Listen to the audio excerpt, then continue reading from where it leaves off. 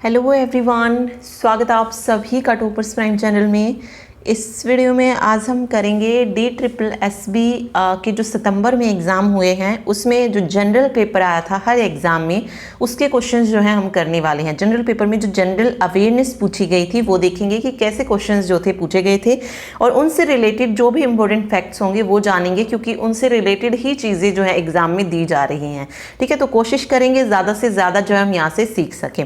इसके अलावा जो भी बच्चे DSSB TZT की तैयारी कर रहे हैं, वो किसी भी सब्जेक्ट की तैयारी कर रहे हो चाहे, अगर वो उसके लिए मॉक टेस्ट खरीदना चाहती हैं तो परीक्षा ऐप पर जो है मॉक टेस्ट अवेलेबल है। इन मॉक टेस्ट को खरीदने के लिए आप हमारा कोड यूज़ कर सकते हैं। कोड है टॉपर्स50। अगर आप कोड यूज़ करेंगे तो आपको जो है मॉक टेस्ट पे 50% का ऑफ मिल जाएगा। तो जो भी बच्चा लेना चाहे ले सकता है। ठीक है, चलिए अभी हम आते हैं क्वेश्चंस पे। पहला क्वेश्चन है, किस लेखक ने फिक्शन के लिए पुलित्जर पुरस्कार जो है जीता है। ठीक है, ये बताना है कि पुलित्जर पुरस्कार फिक्शन के लिए किसने जीता है। तो ये जीता है झुम्पा लाहिरी ने। ठीक है, 2000 में जो था इन्होंने पुलित्जर पुरस्कार फिक्शन के लिए जो था जीता था। इसके अलावा बात करें, यहाँ पे एक नाम और दिया गया है अरुंधति रॉय। इन्हें जो है क्या मिल चुका है, बुकर पुरस्कार, बुकर प्राइज जो है दिया जा चुका है अरुंधति रॉय को। ठीक है, और इनकी बुक्स पूछी जाती हैं, जैसे the God of small things हो गया, ये बुक पूछी जाती है इनकी। और ये पूछा जाए कि बुकर प्राइज इन्हें किसके लिए दिया गया था, तो इसी के लिए, इसी बुक के लिए जो था इनको मैन बुकर प्राइज जो था फिक्शन के लिए जो था इनको दिया गया था। ठीक है, इसके अलावा एक और इनकी बुक आती है, एक और बुक है the ministry of utmost happiness. The ministry of utmost happiness. ये दो मोस्ट इंपॉर्टेंट बुक हैं जो बार बार एग्जाम में जो है देखने को मिलती हैं। और भी बहुत सारी है इनकी, जैसे द एंड ऑफ इमेजिनेशन है, आज़ादी है, लेकिन ये दो मेन हैं जो कि एग्जाम में पहले बहुत बार आ चुके हैं। एक गॉड ऑफ स्मॉल थिंग्स, क्योंकि इन्हें बुकर प्राइज मिला था इसके लिए, और दूसरी है the ministry of utmost happiness. ठीक है, तो ये इनकी बुक याद रखिए। चलिए अगला क्वेश्चन देखिए, भारतीय हॉकी टीम ने किस वर्ष में विश्व कप जीता। 82, 75, 73, 1971। देखिए सबसे पहला क्वेश्चन कि भारतीय की नहीं करते हैं, हम बात करते हैं हॉकी विश्व कप की शुरुआत कब हुई। तो हॉकी विश्व कप की शुरुआत होती है 1971 में। ठीक है, 1971 में जो है हॉकी की शुरुआत हुई। और जो पहला हॉकी विश्व कप था ये जीता किसने, ये जीता पाकिस्तान ने। पाकिस्तान ने स्पेन को हराकर जो था पहला हॉकी विश्व कप जीता था। 1-0 से इन्होंने पाकिस्तान को हराया था। और ये जो पहला मैच था ये कहाँ पर हुआ था, बार्सिलोना स्पेन में हुआ था। ये क्वेश्चन आपसे पूछ सकते हैं, तो रिलेट करके थोड़ा सा पढ़ेंगे। अब बात आती है कि भारत ने कब जीता, तो भारत ने 1975 में जीता। ये तीसरा विश्व कप हुआ था। पहला विश्व कप 1971 में हुआ, दूसरा विश्व कप 1973, यहाँ पे आप देख सकते हैं 1973 में जो था हुआ था। और 1973 में ये जीता था नीदरलैंड ने। और नीदरलैंड ने किसको हराया था, नीदरलैंड ने भारत को हराया था, यानी कि भारत इसमें उप विजेता रहा था। 2-2 से जो था, वैसे 2-2 से ड्रा हुआ था, लेकिन पेनल्टी स्ट्रोक के द्वारा जो था फिर नीदरलैंड जीत गया था 4-2 से आप कह सकते हैं, अदरवाइज ये ड्रॉ ही हुआ था। ठीक है, उसके बाद हुआ 1975 में तीसरा विश्व कप हॉकी का, जिसमें भारत ने किसको हराया, पाकिस्तान को हराया। और ये मैच हुआ कहां पर था, ये आपसे पूछा जा सकता है। तो कुआलालंपुर मलेशिया में जो था ये मैच हुआ था, मलेशिया कुआलालंपुर में, जिसमें भारत ने पाकिस्तान को हराया था 2-1 से। ठीक है, ओके। 1982 यहाँ पे इंपॉर्टेंट क्यों है, क्योंकि ये विश्व कप भारत में हुआ था। कहाँ पर हुआ था, भारत में हुआ था, और जिसमें पाकिस्तान की जीत हुई थी 1982 के हॉकी विश्व कप में। पाकिस्तान ने जर्मनी को हराया था 3-1 से। ठीक है, और एक और चीज़ आप याद रखिए, अगर आपसे पूछा जाए कि सबसे ज़्यादा जो है हॉकी विश्व कप कौन जीत चुका है, तो वो पाकिस्तान जीत चुका है 4 बार। 4 बार जो है पाकिस्तान हॉकी विश्व कप जीत चुका है। सबसे पहले जीता इन्होंने 1971 में जब शुरुआत हुई उसकी। उसके बाद 1978 में ब्यूनस आयर में हुआ था, उसमें भी जो है पाकिस्तान ने नीदरलैंड को हराया। फिर अगेन मुंबई भारत में 1982 में जो हुआ उसमें भी जो था पाकिस्तान जीता था। सिडनी ऑस्ट्रेलिया में जीता फिर 1994 में, वहाँ पर भी पाकिस्तान ने नीदरलैंड को हराया था।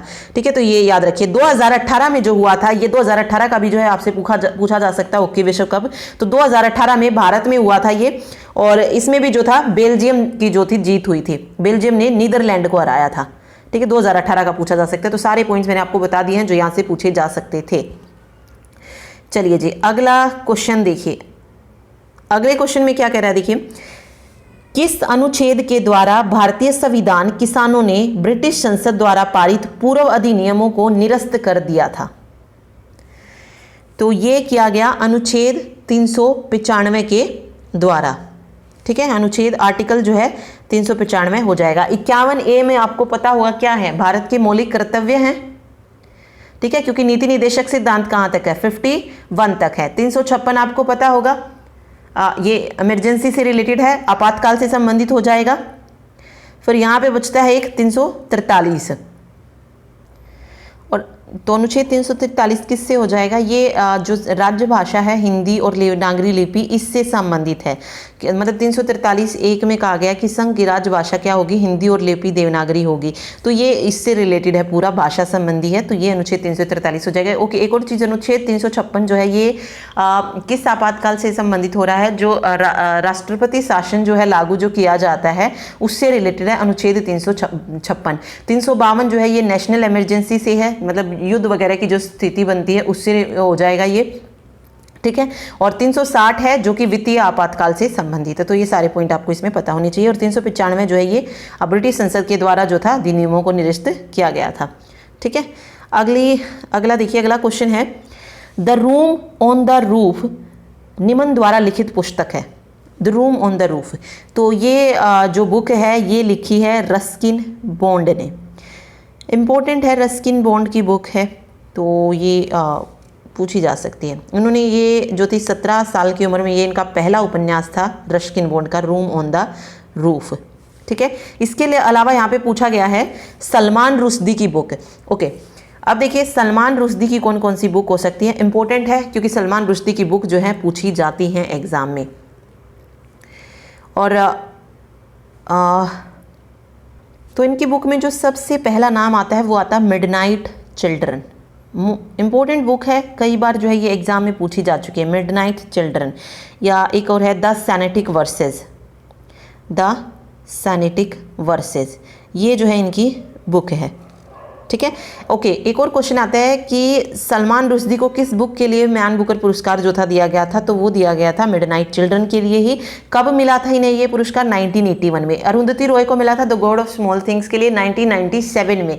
ठीक है, ये कब मिला, इसका सन भी जो है आपको याद रखना है कि किस ईयर में जो था इनको दिया गया था। तो 1981 में जो था इनको मैन बुकर पुरस्कार जो था दिया गया था इनकी बुक के लिए। ठीक है, इसके अलावा यहाँ पर खुशवंत सिंह की बुक भी जो है पूछ ली जाती है। ठीक है, और R.K. नारायण की भी। देखिए, तो इनको भी जो है 1 बाय 1 देखते हैं। देखिए, खुशवंत सिंह की जो बुक पूछी जाती है वो कौन सी पूछी जाती है, खुशवंत सिंह की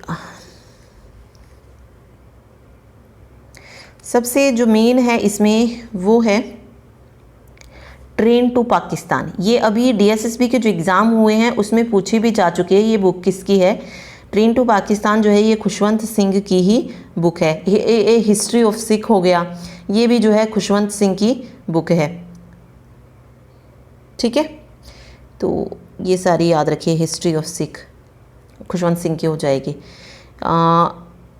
इसके अलावा सॉन्ग्स ऑफ द गुरु, ये भी इन्हीं की है, बट मेन जो पूछी जाती है वो ये ट्रेन टू पाकिस्तान है, ये आप याद रखिए।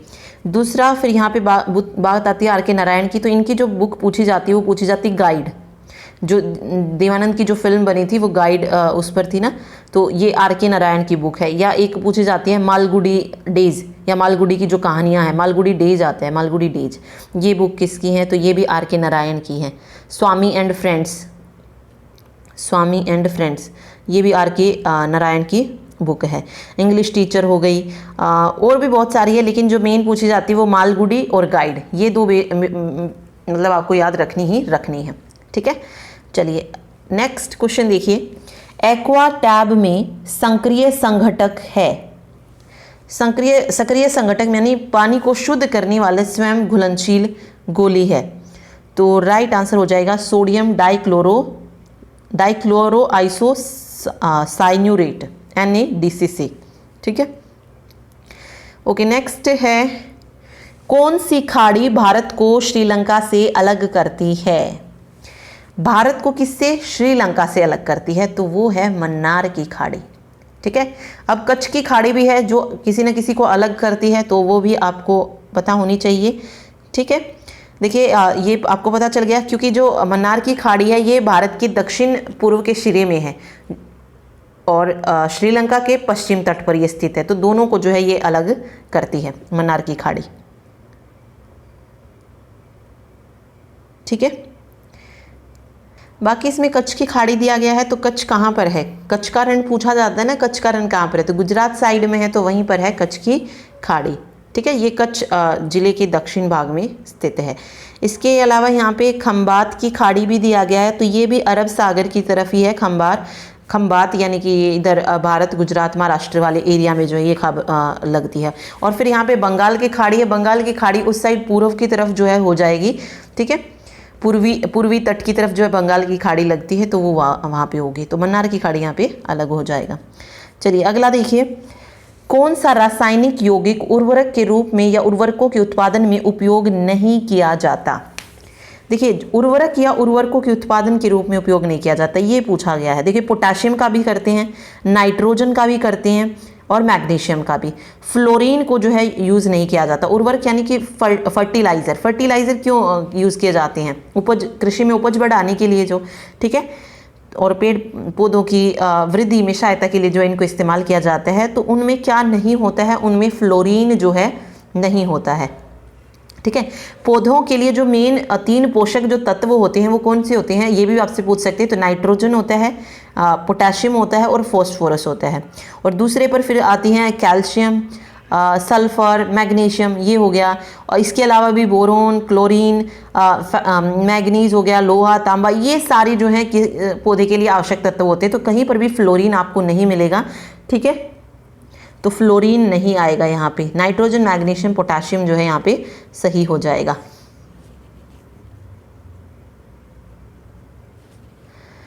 चलिए अगला है, नेक्स्ट क्वेश्चन देखिए, कौन 1928 में भारतीय फील्ड हॉकी टीम के कप्तान थे जब उन्होंने ओलंपिक में पहला स्वर्ण पदक जीता था?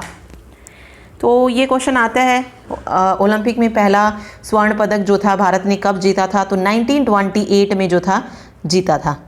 ठीक है, 1928 में उन्होंने ये पदक जीता। और यहाँ से एक और क्वेश्चन आता है कि उस वक्त ये खेल कहाँ पर हुए थे? तो एम्स्टर्डम में जो थे 1920 में जो थे ये खेल हुए थे, जहाँ पर उस वक्त कप्तान कौन थे?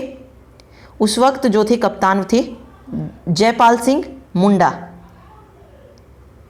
ठीक है, तो जयपाल सिंह मुंडा जो है यहाँ पे सही हो जाएगा। और एक और बात याद रखिए, उसके बाद जो है हॉकी में बहुत बार 6 बार जो था गोल्ड मेडल जो था भारत ने जीता था। सबसे पहले 1928 में जीता, फिर 1932 में, मतलब उससे नेक्स्ट ईयर जब लॉस एंजल्स में जो थे अगेन ओलंपिक गेम हुए, तो वहाँ पर भी जो था भारत ने स्वर्ण पदक जो था जीता था। उसके बाद बर्लिन में हुआ 1936 में, वहाँ पर भी गोल्ड आया। लंदन में 1948 में, हेलसिंकी में 1952 और मेलबर्न 1956 में थे गोल्ड मेडल जो थे भारत ने अपने नाम किए थे। टोटल 6 गोल्ड मेडल जो है भारत के हिस्से में आ चुके हैं हॉकी में। और अभी आपको बताया है जो टोक्यो ओलंपिक हुए उसमें हॉकी ने कौन सा पदक जीता है पुरुषों में? तो कांस्य पदक जीता है। ठीक है, तो ये पॉइंट भी आप इसमें याद रखिएगा। ठीक है,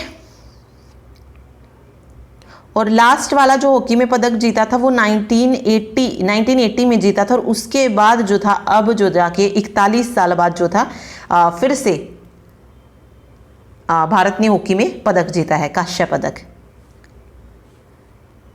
ठीक है, चलिए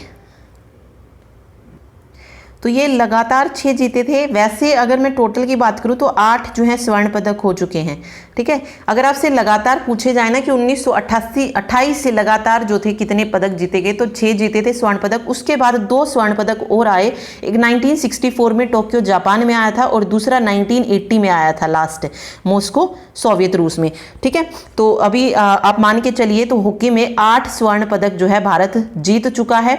इसके अलावा रजत पदक जीता है और कांस्य पदक जीता है। रजत 1 ही जीता है और कांस्य 3 हो चुके हैं। अभी जो तीसरा जीता है वो अभी हाल में टोक्यो जापान में जीता है, उससे पहले 1968 और 72 में जीता था। अकेला रजत जो था 1960 में जीता था रोम इटली में, ठीक है। और वो जैसे कि मैंने आपको बताया 41 साल बाद जो है फिर से भारत ने क्या जीता है, हॉकी में पदक जीता है, कांस्य पदक। 1980 में मॉस्को सोवियत रूस में जो थे गेम हुए थे जहां पे भारत ने स्वर्ण पदक जीता था, ठीक। तो उस वक्त कौन थे कैप्टन, जयपाल सिंह मुंडा थे। और इस बार कौन थे, ये क्वेश्चन भी आ चुका है कि 2020 के ओलंपिक में कौन थे हॉकी टीम के कैप्टन, तो मनप्रीत सिंह थे जो कि भारत के उद्घाटन समारोह के ध्वजवाहक भी रहे, ठीक है। तो ये सारे पॉइंट आप इसमें याद रखिएगा। अगला है भारतीय संविधान के अनुच्छेद 36 से 51 क्या निर्दिष्ट करते हैं, तो राज्य नीति के निदेशक सिद्धांतों को निर्दिष्ट करते हैं। मौलिक अधिकार किसमें है, 12 से 35 में जो है मौलिक अधिकार जो है आते हैं इसमें, ठीक है। और फिर राज्य नीति के निदेशक सिद्धांत 36 से 51 आ जाएंगे, तो बी ऑप्शन इसमें सही रहेगा। अगला देखिए, विश्व आर्थिक मंच द्वारा एकत्रित आंकड़ों के अनुसार 2019 तक भारत दुनिया का 6ठी सबसे बड़ी उपभोक्ता बाजार है। नेक्स्ट है, कौन सा सीमा कार्मिक बैठक बिंदु भारत और चीन के बीच साझा नहीं किया जाता, तो भारत और चीन के बीच नाथुला दर्रा को भी लेकर भी विवाद सुना आपने, स्पेंगगुर गैप भी है और बुमला दर्रा भी है। तो भारत और चीन के बीच जो है ये साझे हैं, बनबसा जो है नहीं है, तो डी ऑप्शन यहाँ पे सही हो जाएगा, ठीक है। ओके, नेक्स्ट देखिए, थेयम उत्सव की शुरुआत किस राज्य से हुई थी। थेयम उत्सव, देखिए उत्सव हर एक में पूछे जा रहे हैं तो ये आपको पता होने चाहिए। तो थेयम उत्सव की शुरुआत हुई थी केरल से। तो अब मैं थोड़े बहुत आपको बता देती हूँ यहाँ पे, क्योंकि इनमें से कुछ पूछे भी जा चुके हैं, जो जो पूछे जा चुके हैं वो मैं आपको बताती चलूँगी, ठीक है। देखिए सबसे पहले आता है, बिल्कुल ऊपर से हम शुरुआत कर रहे हैं, जम्मू कश्मीर में जो है कौन सा उत्सव मनाया जाता है, खीर भवानी मेला। खीर भवानी मेला, ये जम्मू कश्मीर में जो है ये उत्सव मनाया जाता है। सिंधु दर्शन अगर आपसे पूछा जाता है तो सिंधु दर्शन ये उत्सव जो है कहाँ पर सेलिब्रेट किया जाता है, लद्दाख में, जो कि जम्मू कश्मीर से अलग होके बना है। एक आता है नुआखाई त्योहार, ये पूछा जा चुका है अभी DSSB में, PGT में शायद पूछा गया था नुआखाई त्योहार, तो ये उड़ीसा में सेलिब्रेट किया जाता है। खर्ची पूजा, ये TGT में ही पूछा जा चुका है कि खर्ची पूजा कहाँ पर की जाती है, तो खर्ची पूजा की जाती है त्रिपुरा में, ठीक है। ओके, इसके अलावा त्रिपुरा का एक और है लाई हराओबा, ये भी जो है कहां पर जो है मनाया जाता है, ये उत्सव त्रिपुरा में ही मनाया जाता है। एक चपचार कूट भी आ चुका है, TGT में ही पूछा गया है, चपचार कूट कहां पर मनाया जाता है, मिजोरम में जो है सेलिब्रेट किया जाता है चपचार कूट। हॉर्नबिल बहुत बार एग्जाम में आ चुका है, हॉर्नबिल को नागालैंड में सेलिब्रेट किया जाता है। 2 उत्सव है नागालैंड के, एक है हॉर्नबिल और दूसरा है मोआत्सु। हॉर्नबिल आ चुका है लेकिन मोआत्सु के आने के पूरे चांसेस हैं, याद रखिए मोआत्सु कहां पर सेलिब्रेट किया जाता है, नागालैंड में ही। एक अंबुबाची मेला पूछा जाए तो कामाख्या मंदिर असम में सेलिब्रेट किया जाता है। गुड़ी पाड़वा महाराष्ट्र का है, ये बहुत ईजी सा है। बुनालू त्योहार, बुनालू जो है इंपॉर्टेंट है, आ चुका है ये भी। बुनालू बुनालू नहीं आया है, बुनालू तेलंगाना का है, लेकिन तेलंगाना का बाथुकामा ये TGT कंप्यूटर साइंस का पेपर हुआ था, उसमें पूछा गया था। अभी 2021 में जो पेपर हुए उसमें बाथुकामा त्योहार पूछा गया, तो ये भी कहां पर सेलिब्रेट किया जाता है, तेलंगाना में। बुनालू और बाथुकामा दोनों याद रखिए तेलंगाना में सेलिब्रेट किए जाते हैं, ठीक है। इसके अलावा पोंगल तमिलनाडु में हो गया, धनु यात्रा पूछा जाता है, बाली यात्रा दोनों उड़ीसा में सेलिब्रेट की जाती हैं। बैसाखी पंजाब हरियाणा में हो गया, फगली हिमाचल प्रदेश में हो गया, चैत्र यात्रा उत्सव उड़ीसा में हो गया। तो ये मैंने कुछ आपको करवाए भी हुए हैं, तो वहां से भी आप देख सकते हैं, बाकी मैंने आपको बता दिए। सिंपल आपको पता भी, बैसाखी है पंजाब और हरियाणा में सेलिब्रेट की जाती है, ठीक है। तो ये तो वैसे भी याद रह जाएंगे आपको, बट मेनली जो याद रखने वो मैंने आपको बताया ना, चपचार कूट, लाई हरोबा, मिमकूट मिजोरम में मनाया जाता है, ठीक है। कूट वाले जो आपको मिले ना वो सारे मिजोरम लगा दीजिएगा। मीम कुटाई, चपचार कुटाई, जो कुटपुई, ये तीनों मिजोरम में सेलिब्रेट किए जाते हैं। आगे फिर से उत्सव आएगी तो एक बार फिर से जो है हम उनकी रिवीजन कर लेंगे वहां पे। चलिए अगला देखिए, नेक्स्ट क्वेश्चन क्या कह रहा है, इल्तुतमिश को निम्नलिखित में से किसके निर्माण का श्रेय दिया जा सकता है? ओके, कुवत उल इस्लाम मस्जिद का निर्माण उन्होंने नहीं करवाया, अलाई दरवाजे का नहीं करवाया, जमात खाना मस्जिद का नहीं कराया, हौज ए शमसी का जो है निर्माण उन्होंने करवाया था। ठीक है, हौज ए शमसी, देखिए इनका जो पूरा नाम था इल्तुतमिश का वो था शमसुद्दीन इल्तुतमिश। शमसी वंश का जो है इनका प्रमुख राजा माना जाता है और ये कुतुबुद्दीन के बाद जो थे उन शासकों में से माने जाते हैं जिन्होंने दिल्ली पर जो थी सल्तनत की नींव मजबूत की थी। ठीक है, ये कुतुबुद्दीन ऐबक के क्या थे, दामाद थे और इन्होंने 1211 से लेकर 1236 ईस्वी तक जो था शासन किया था। ठीक है, 1211 से लेकर 1236 तक जो था इसका शासन रहा और इन्होंने जो है किसके निर्माण का श्रेय इनको दिया जाता है, हौज ए शमसी के निर्माण का जो है इनको शासन दिया जाता है। कई बार ये पूछ लिया जाता है कि ये किस राजवंश से रिलेटेड थे, तो मामलूक वंश। ठीक है, मामलूक वंश से जो थे ये रिलेटेड थे।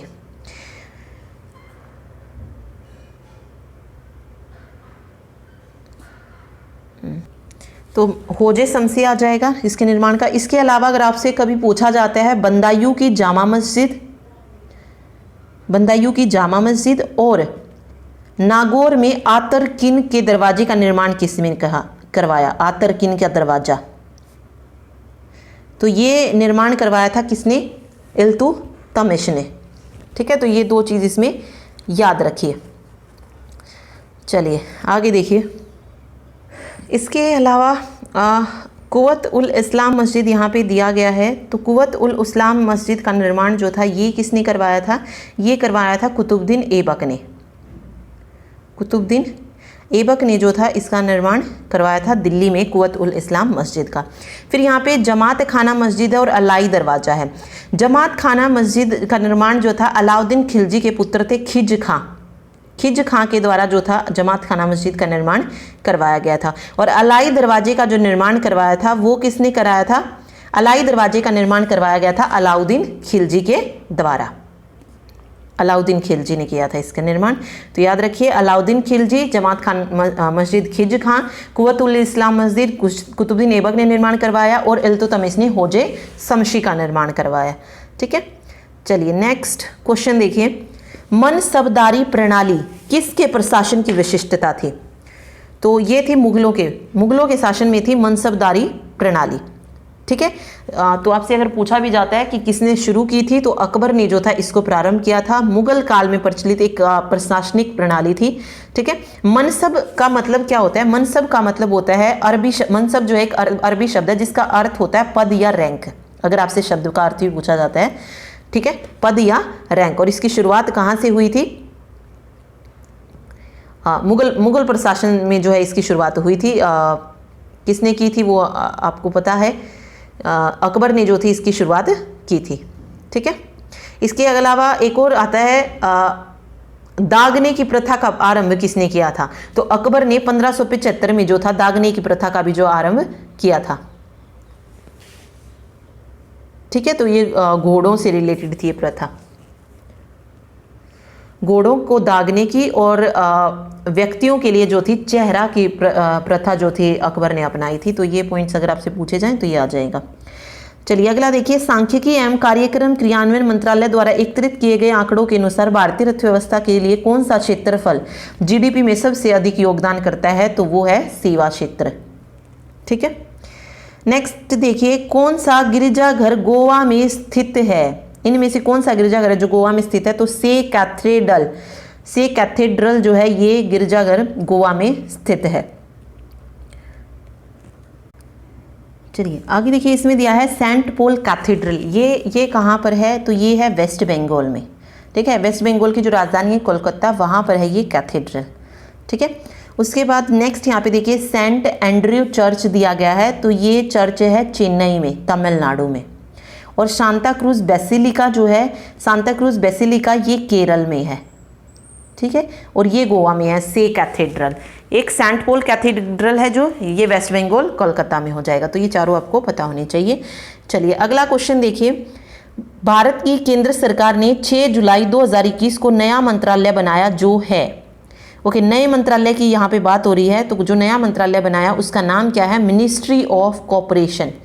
ठीक है, मतलब आप क्या कह सकते हैं इसको, सहयोग मंत्रालय जो है केंद्र सरकार ने बनाया है अलग से। ठीक है, मिनिस्ट्री ऑफ कोऑपरेशन या सहयोग मंत्रालय आप कह सकते हैं। चलिए नेक्स्ट, एक मिनट, नेक्स्ट क्वेश्चन देखिए। नेक्स्ट क्वेश्चन में क्या पूछ रहा है? Who among the following was the first film personality to receive the Padma Bhushan award. मतलब पहली फिल्म पर्सनैलिटी जिन्हें पद्म भूषण दिया गया था वो कौन थे? तो वो थे सत्यजीत रे, जिन्हें पहली बार जो था पद्म भूषण दिया गया था। ठीक है, नेक्स्ट क्वेश्चन देखिए। नालंदा विश्वविद्यालय की स्थापना किस राजवंश के द्वारा की गई थी? नालंदा विश्वविद्यालय कहाँ पर है? अभी की भी अगर हम बात करते हैं तो नालंदा विश्वविद्यालय है बिहार में। ओके, और बिहार के नालंदा ज़िले में है, और ये दुनिया का सबसे प्राचीन विश्वविद्यालय जो है माना जाता है। इसकी स्थापना हुई थी 450 ईस्वी में। ठीक है, अलग अलग देशों के लोग जो थे यहाँ पे उस वक्त पढ़ने आते थे। 10,000 से अधिक जो थे विद्यार्थी यहाँ पर निवास करते थे, रहते थे और पढ़ते थे। ठीक है, और ये इसकी जो स्थापना की गई थी ये गुप्त राजवंश के द्वारा जो थी की गई थी, तो गुप्त राजवंश यहाँ पे करेक्ट होगा। चलिए नेक्स्ट क्वेश्चन देखिए। नेक्स्ट क्वेश्चन है, radio waves used for signalling and communication can be classified eight which of the following? Longitudinal, electromagnetic, transverse, gravitational wave. तो रेडियो वेव को हम यूज़ करते हैं किसके लिए? कम्युनिकेशन और सिग्नल के लिए। ठीक है, तो ये पूछा गया कि ये किस तरीके की वेव हैं, तो ये इलेक्ट्रोमैग्नेटिक वेव्स हैं। रेडियो वेव कैसी वेव्स हैं? इलेक्ट्रोमैग्नेटिक वेव्स जो है राइट आंसर यहाँ पे हो जाएगा। नेक्स्ट देखिए, नेक्स्ट है Panihari folk music is indigenous to which state? Panihari folk music, तो म्यूजिक से रिलेटेड भी क्वेश्चन पूछे जा रहे हैं, तो ये फोक म्यूजिक कहाँ का हो जाएगा? राजस्थान का हो जाएगा। ठीक है, तो ये भी देख लेते हैं एक बार, मैं बता देती हूँ आपको मेन थोड़े से। ओके, राजस्थान का पणिहारी। एक और पूछ दिया जाता है यहाँ पे पंडवानी, ये भी जो है राजस्थान का है, छत्तीसगढ़, एमपी और झारखंड का है। ठीक है, अगर आपसे बिहू तो देखिए सबको पता होता है असम का है। एक और आता है टोकरी गीत, टोकरी गीत भी जो है कहाँ का है? असम का ही है।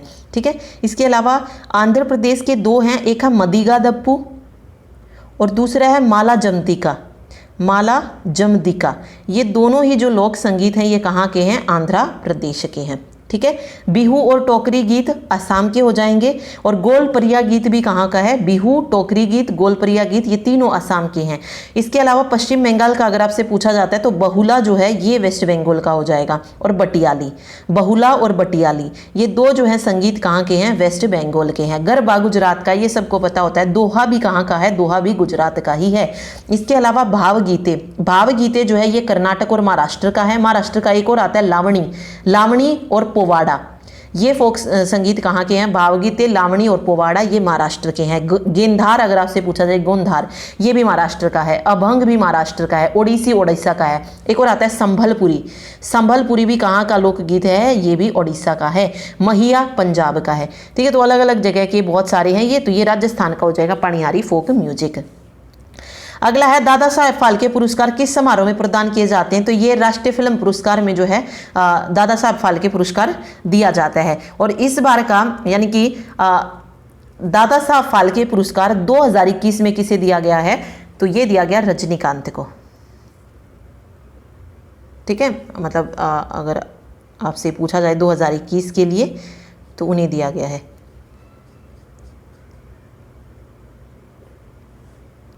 और आपको पता है सुपरस्टार रजनीकांत के बारे में, दक्षिण साउथ की जो मूवीज़ हैं उनमें उन्होंने काम किया है, बॉलीवुड में भी किया है, तो उनके लिए जो है दादा साहब फाल्के अवार्ड इस बार दिया गया है। और ये कौन सा अवार्ड इनको दिया गया है? 51वां अवार्ड जो था इस बार दिया गया था दादा साहब फाल्के रजनीकांत को। ठीक है, तो याद रखिए ये किस नंबर का था, ये इंपॉर्टेंट है, तो 51वें हो जाएगा। चलिए नेक्स्ट क्वेश्चन है, which of the following sutras is said to be central text of Charvaka philosophy? Okay, Charvak philosophy मतलब किस उसको जो है माना जाता है इसका? तो ये हो जाएगा बृहस्पति सूत्रा को। ठीक है, सेंट्रल टेक्स्ट जो है किसको माना जाता है? The Brihaspati Sutra said to be the central text of Charvaka. ठीक है, तो चारवाक जो है ये बृहस्पति सूत्रा सही हो जाएगा। चलिए नेक्स्ट है, which of the following budget was held as the people centric budget? किसको जो है पीपल सेंट्रिक बजट जो था कहा गया था? तो मोरारजी देसाई ने जो 1968 में जो बजट पेश किया था उसे कहा गया था।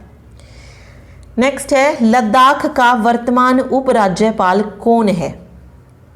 ओके, यहाँ पे पूछा लद्दाख का वर्तमान उपराज्यपाल, तो अभी है राधा कृष्ण माथुर। ठीक है, मनोज सिन्हा जो है ये जम्मू कश्मीर के राज्यपाल हैं, उपराज्यपाल। ठीक है, नेक्स्ट है उमंग नरूला, ये कहाँ के राज्यपाल हो जाएंगे?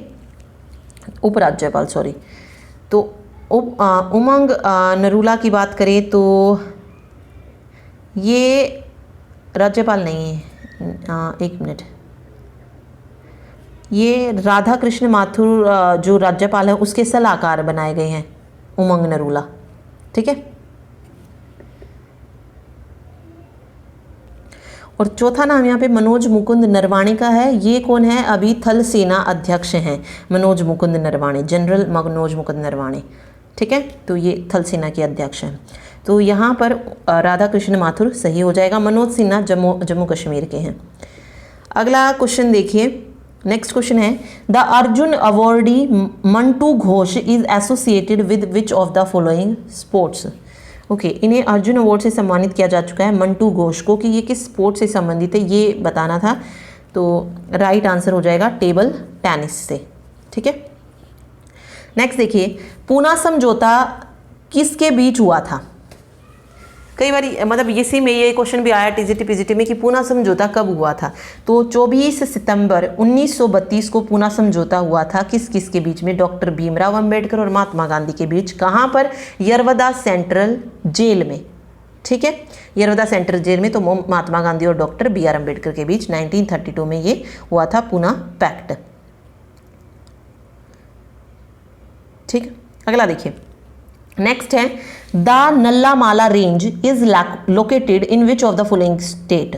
नल्लामाला रेंज, ओके, रेंज आती है, पूछी जाती है कि कहाँ कहाँ पर कौन सी रेंज है। तो जो नल्लामाला रेंज है ये कहाँ पर है? आंध्र प्रदेश में है। तो फर्स्ट ऑप्शन यहाँ पे सही हो जाएगा। तो देखते हैं, चलिए देखिए, प्रायद्वीपीय भारत यानी कि जो साउथ साइड हमारा पड़ता है, तमिलनाडु, आंध्र प्रदेश हो गया, कर्नाटक हो गया, केरल हो गया, यहाँ की जो है पहाड़ियाँ बहुत पूछी जाती हैं, उनकी ऊंची चोटियाँ भी पूछ ली जाती हैं। तो मेन मैं आपको पहाड़ियाँ जो है बता देती हूँ। जैसे आंध्र प्रदेश की हम बात कर रहे हैं तो इसमें नल्लामलाई रेंज होगी, यानी कि नल्लामलाई की पहाड़ियाँ। इसके अलावा यहाँ पर एरामाला पहाड़ियाँ भी हैं, एरामाला। ठीक है ना, शेषचलम पहाड़ियाँ हैं, वेलीकोंडा है, पालकोंडा है, नागरी पहाड़ियाँ। एक और क्वेश्चन आता है कि पूर्वी घाट और पश्चिम घाट जहाँ पर मिलते हैं वहाँ पर कौन सी पहाड़ी है? तो वहाँ पर है नीलगिरी की पहाड़ियाँ। ठीक है, नीलगिरी की पहाड़ियाँ। तो और पूर्वी घाट और पश्चिम घाट मिलते कहाँ पर है? केरल, तमिलनाडु और कर्नाटक, इन तीनों की जो सीमा लगती है वहाँ पर ये दोनों मिलते हैं, और यहीं पर है नीलगिरी पर्वत। और एक और क्वेश्चन आता है कि नीलगिरी पर्वत का उच्चतम बिंदु यानी कि जो सबसे ऊंची चोटी है नीलगिरी पहाड़ियों की वो कौन सी है? तो वो है डोडा बेटा, जिसकी ऊंचाई कितनी है? 2637 मीटर है। तो ये क्वेश्चन यहाँ से आता है। ओके, अन्नामलाई की पहाड़ियाँ और हैं जो कि इंपॉर्टेंट है, जो कहाँ पर है? केरल और तमिलनाडु, यानी कि बी और डी इन दोनों की सीमा पर है अन्नामलाई की पहाड़ियाँ। अब यहाँ से अन्नामलाई की पहाड़ियों का सबसे उच्चतम बिंदु पूछा जाता है, तो यहाँ पे हो जाएगा अनाईमुडी। तो ये दो इंपॉर्टेंट है, एक डोडा बेटा और दूसरा है, दूसरी जो पूछी जाती है वो है अनाईमुडी।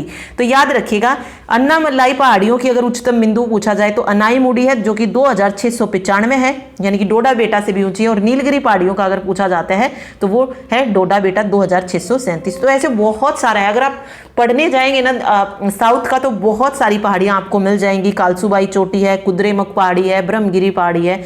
ओके, तो अभी मेन हम इसमें जस्ट पढ़ लेते हैं। ये अलग से एक टॉपिक बनता है पर्टिकुलर, जो बहुत अच्छा टॉपिक है अपने आप में।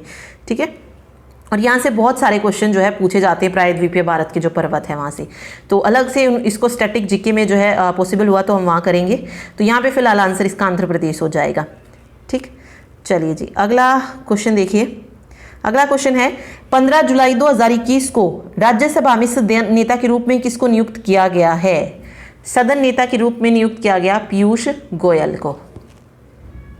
ठीक है, पीयूष गोयल को जो है राज्यसभा में सदन का नेता बनाया गया है। नेक्स्ट है आम आदमी पार्टी ने वर्ष डैश में सूरत नगर पालिका चुनाव में पहली बार नागरिक सीटें जीती हैं। तो 2021 में कहाँ पर? सूरत नगर पालिका चुनाव में आम आदमी पार्टी ने जो है क्या जीती है? सीटें जीती है। तो 2021 यहाँ पे ये सही हो जाएगा। मतलब सूरत में पहली बार जो है आप जो है आगे आई है। ठीक है, टोटल जो है सूरत में बीजेपी के बाद आम आदमी पार्टी ने जो है 27 सीटें जीती हैं, मतलब दूसरे नंबर पे आ गया। और कांग्रेस जो है इस कारण खाता भी जो है वहाँ पर नहीं खोल पाई।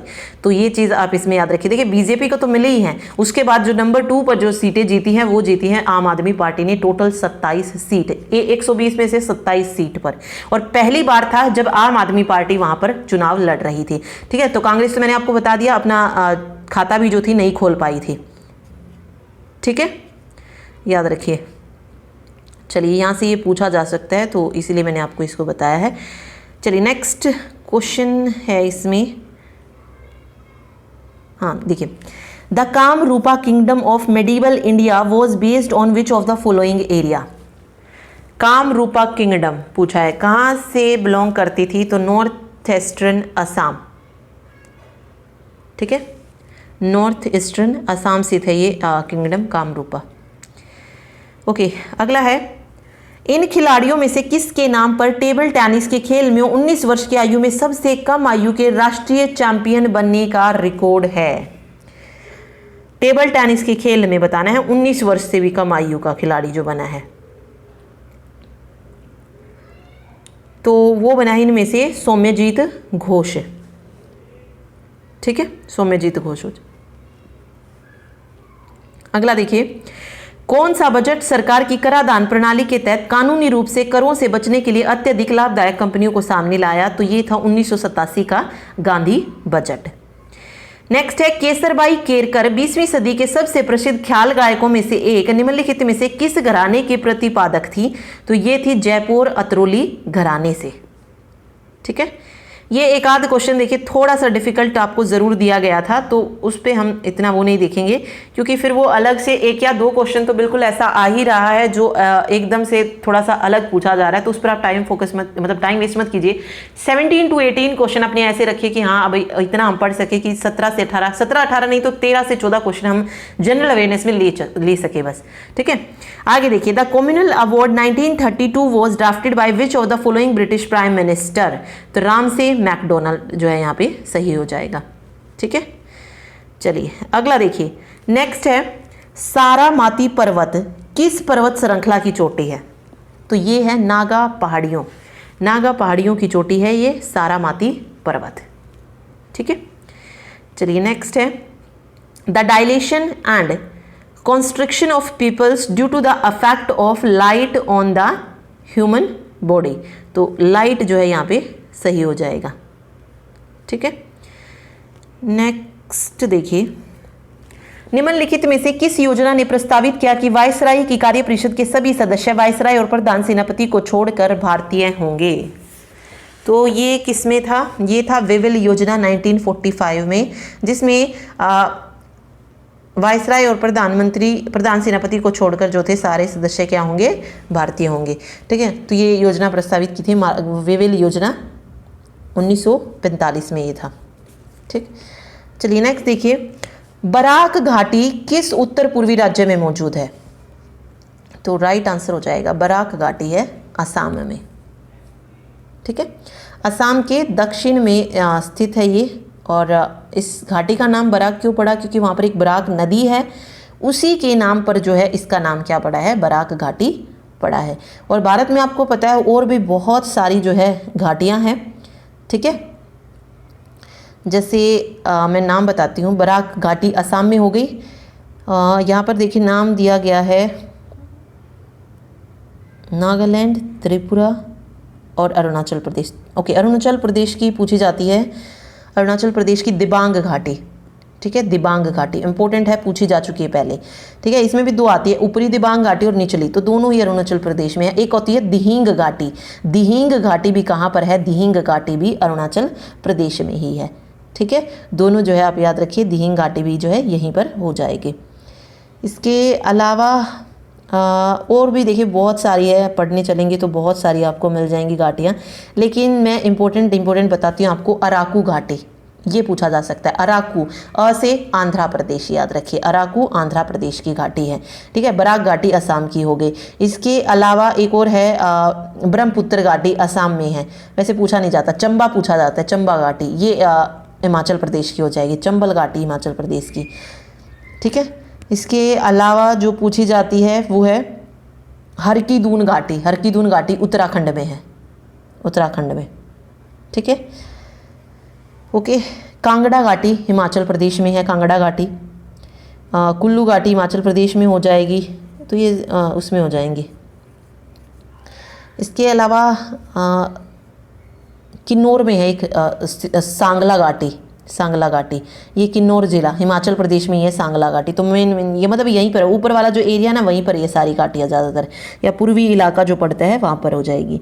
साउथ में तो जैसे विशाखापट्टनम है, विशालक्षी नगर है वहाँ पर, ठीक है।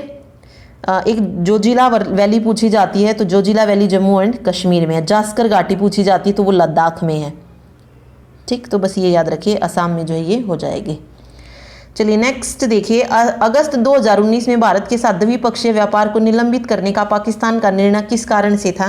क्योंकि अनुच्छेद 370 के संशोधन के द्वारा जम्मू कश्मीर के पुनर्गठन को लेकर पाकिस्तान को प्रॉब्लम हो रही थी, इसीलिए तो निलंबित करने का निर्णय लिया गया था, ठीक है। The licence Raj in India is the term use to address the economic policies of the government during which of the following time period? तो राइट आंसर हो जाएगा 1951 टू 1990, ठीक है।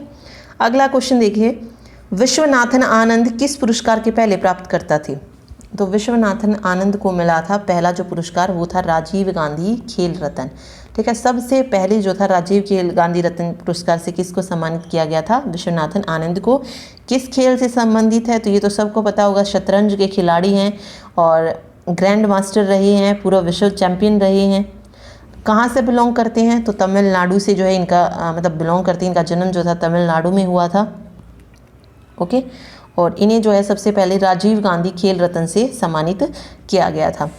इसके अलावा इन्हें अर्जुन अवार्ड भी मिल चुका है, पद्मश्री भी मिल चुका है, पद्म भूषण भी मिल चुका है, पद्म विभूषण भी मिल चुका है। तो याद रखिएगा, पद्म श्री पद्म भूषण, यानी कि पद्म वाले जितने ना तीनों, श्री भूषण विभूषण तीनों मिल चुके, राजीव गांधी मिल चुका और अर्जुन अवार्ड से भी जो इन्हें सम्मानित किया जा चुका है, ठीक है। चलिए अगला है, नेक्स्ट क्वेश्चन देखिए, किस पुरातात्विक स्थल पर डिकिन सोनिया जीवाश्म पाए गए हैं? ये जीवाश्म बताने कहाँ पर पाए गए? तो भीमबेटका।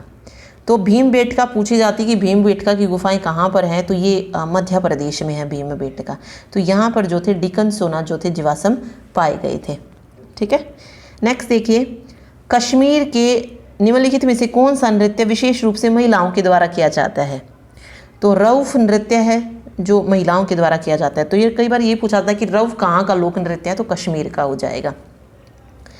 नेक्स्ट है, भारतीय उपमहाद्वीप में सबसे पहले होमिनिन जीवाश्म इनमें से किस स्थल पर पाए जा सकते हैं?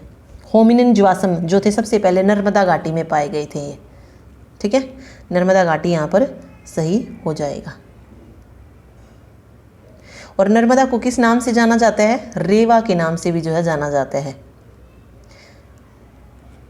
और ये भारत की जो है 5वीं सबसे लंबी नदी जो है मानी जाती है, और गोदावरी कृष्णा के बाद ये अंदर बहने वाली तीसरी सबसे लंबी नदी है। इसके अलावा एक और क्वेश्चन आता है, मध्य प्रदेश की जीवन रेखा किस नदी को कहा जाता है? तो नर्मदा नदी को कहा जाता है। ये नर्मदा घाटी की बात हो रही है, वैसे यहाँ से पाए गए थे, लेकिन नर्मदा नदी की मैं बता रही हूँ आपको, मध्य प्रदेश की जीवन रेखा जो है उसको कहा जाता है, ठीक है। तो याद रखिए ये, ओके। एक और बस यही था, ठीक। चलिए अगला देखिए, नेक्स्ट क्वेश्चन का आ गया, स्वतंत्र भारत का पहला वित्त मंत्री कौन था? तो ये हमने पढ़ा था जो कि भारत में प्रथम कौन कौन रहा, ठीक है। स्टैटिक जीके में आर.के. षणमुखम चेट्टी थे जो कि भारत के पहले वित्त मंत्री थे, ठीक है। पहले वित्त मंत्री जो थे भारत के कौन थे? आर के षणमुखम चेट्टी थे। जॉन मथाई जो थे ये दूसरे नंबर पर बने थे, यानी कि षणमुखम चेट्टी के बाद आए थे जॉन मथाई। फिर चिंतामण राव देशमुख बने, टीटी कृष्णमाचारी बने और 5th नंबर पर बने जवाहरलाल नेहरू, यानी कि जवाहरलाल नेहरू भी वित्त मंत्री रहे थे। और लियाकत अली की अगर मैं बात करूं तो लियाकत अली जो थे ये वित्त मंत्री नहीं रहे, ठीक है, लियाकत अली जो थे वित्त मंत्री नहीं थे, ठीक है। और अभी प्रेजेंट में कौन है वित्त मंत्री? निर्मला सीतारमण है, ठीक है। चलिए नेक्स्ट देखिए, नेक्स्ट क्वेश्चन है कैथोड किरण नलिका इनमें से किस उपकरण का अभिन्न अंग है? कैथोड रेज जो होती हैं, कैथोड रे किस में होती हैं? सीआरटी पढ़ा ना आपने, cathode ray tube, cathode ray tube ये किसका नाम है? ये टेलीविज़न से संबंधित है, सीआरटी, ठीक है। तो टेलीविज़न यहाँ पे सही हो जाएगा। अगला देखिए, अपर्णा घोष को बास्केटबॉल के खेल में उनके योगदान के लिए किस सम्मान से सम्मानित किया गया? योगदान के लिए उन्हें दिया गया बास्केटबॉल के लिए ध्यानचंद पुरस्कार, ठीक है। ध्यानचंद पुरस्कार जो थे 2002 में पहली बार ध्यानचंद जो थे किस खेल से संबंधित थे? हॉकी के जादूगर माने जाते हैं ध्यानचंद। और 2002 में जो था पहली बार इनकी जो थी शुरुआत की गई थी, ठीक है, पुरस्कारों की, ध्यानचंद पुरस्कारों की। तो अपर्णा घोष ने जो था तभी जो था ये अवार्ड जीता था,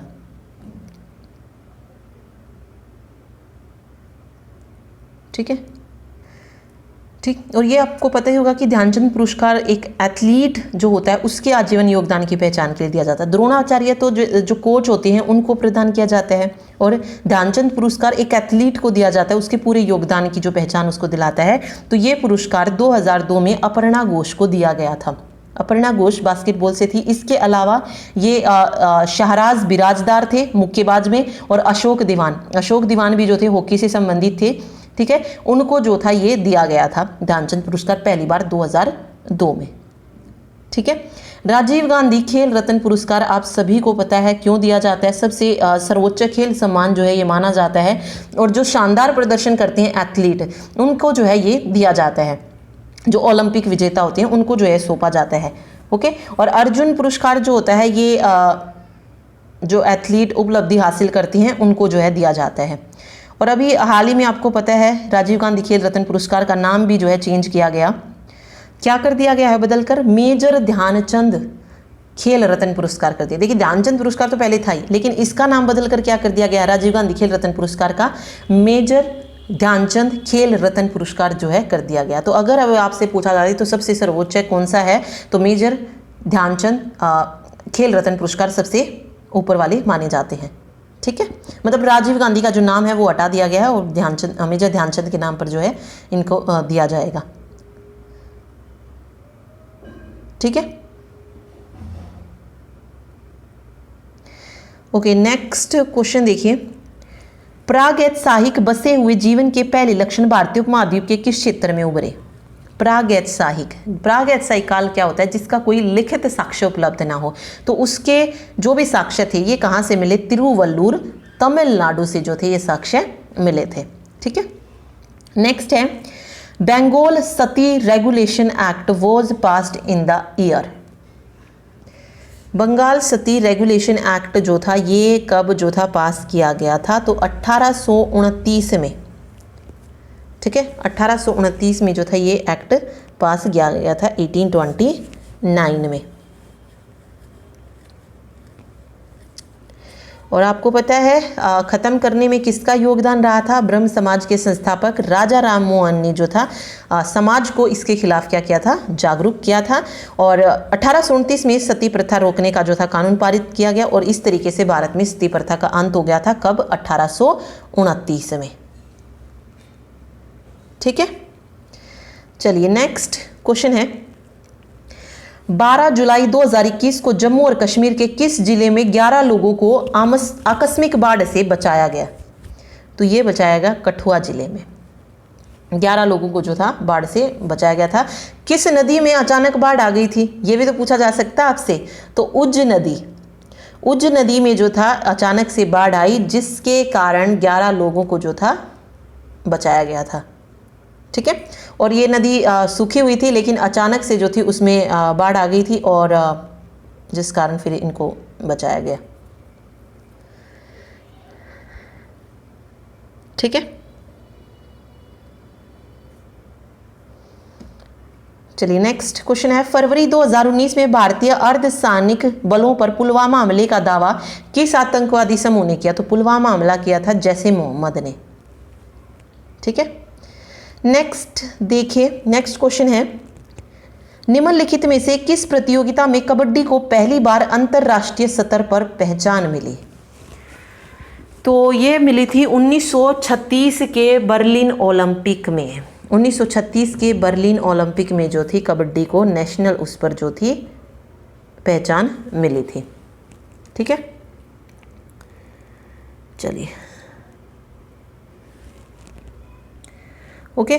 तो 1936 में भारतीय दल ने जो था इसका छोटा सा डेमो पेश किया था कबड्डी का, लेकिन फिर इसको जो है भारतीय खेल में मतलब बड़े मंच पर जो थी जगह नहीं मिल पाई थी कबड्डी को। उसके बाद फिर आपको पता है प्रो लीग शुरू हुए और कबड्डी की तरफ मतलब उसमें जो है काफ़ी सुधार जो है देखने को मिला।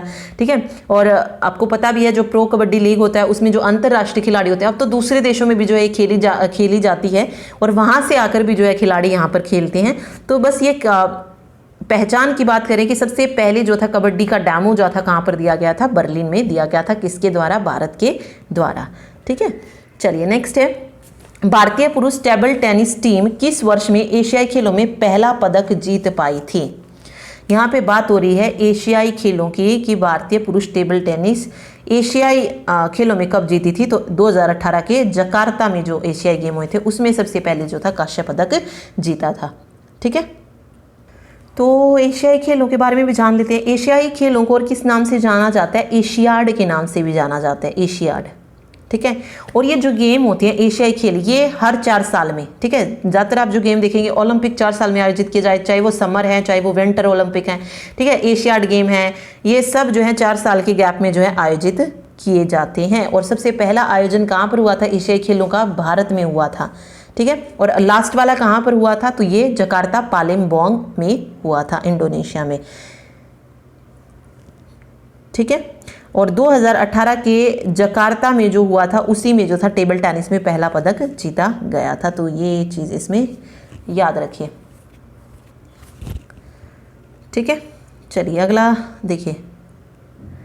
ओके, एक और चीज़, सबसे पहला जो हुआ था ये कहाँ पर हुआ था? नई दिल्ली में हुआ था 1951 में, भारत में। ठीक है, तो बस इतना ही पता होना चाहिए आपको। और लास्ट तो हमने पढ़ ही लिया है, लास्ट कहाँ पर हुआ था? जकार्ता में। अब पूछा जा सकता है कि आगे जो एशियाई गेम होगा वो कहाँ पर होगा? तो 2022 में ये होना है हांगजाऊ, चीन में होना है 2022 में। फिर 26 में ये जापान में होगा, नागोया में, और 2030 में कतर में होना है, दोहा में। ठीक है, तो ये भी याद रखिए, आगे के एशियाई गेम आपसे पूछे जा सकते हैं। मनुष्य उन ध्वनियों का पता लगा सकता है जो इनमें से किस रेंज की? तो सिर्फ उन ध्वनियों को सुन सकता है जो 20 हर्ट्ज और किलो हर्ट्ज के बीच में होती है, 20 हर्ट्ज से 20 किलो हर्ट्ज के बीच में जो होती है। नेक्स्ट देखिए, लोक संगीत का कौन सा रूप कश्मीर के पारंपरिक मूल का है? तो यहाँ पे हो जाएगा चक्री लोक संगीत। ये कहाँ से संबंधित है? ये कश्मीर से संबंधित है, चक्री लोक संगीत। ठीक है, तो यहाँ पे कश्मीर का हो जाएगा चक्री। अगला देखिए, नेक्स्ट क्वेश्चन है, पटकाई पर्वत श्रृंखला किस देश के साथ भारत की सीमा पर पहाड़ियाँ स्थित हैं? पटकाई पर्वत श्रृंखला, तो ये है भारत और म्यांमार। ठीक है, भारत और म्यांमार की सीमा पर, भारत और पूर्व में बर्मा के साथ जो है अंतर्राष्ट्रीय सीमा पर स्थित श्रृंखलाएँ हैं पटकाई पहाड़ियाँ। ठीक है, चलिए अगला क्वेश्चन देखिए। नेक्स्ट क्वेश्चन है, हु फाउंडेड ब्रह्म समाज? ब्रह्म समाज की स्थापना किसने की थी? तो राजा राम मोहन राय ने जो थी ब्रह्म समाज की स्थापना की थी।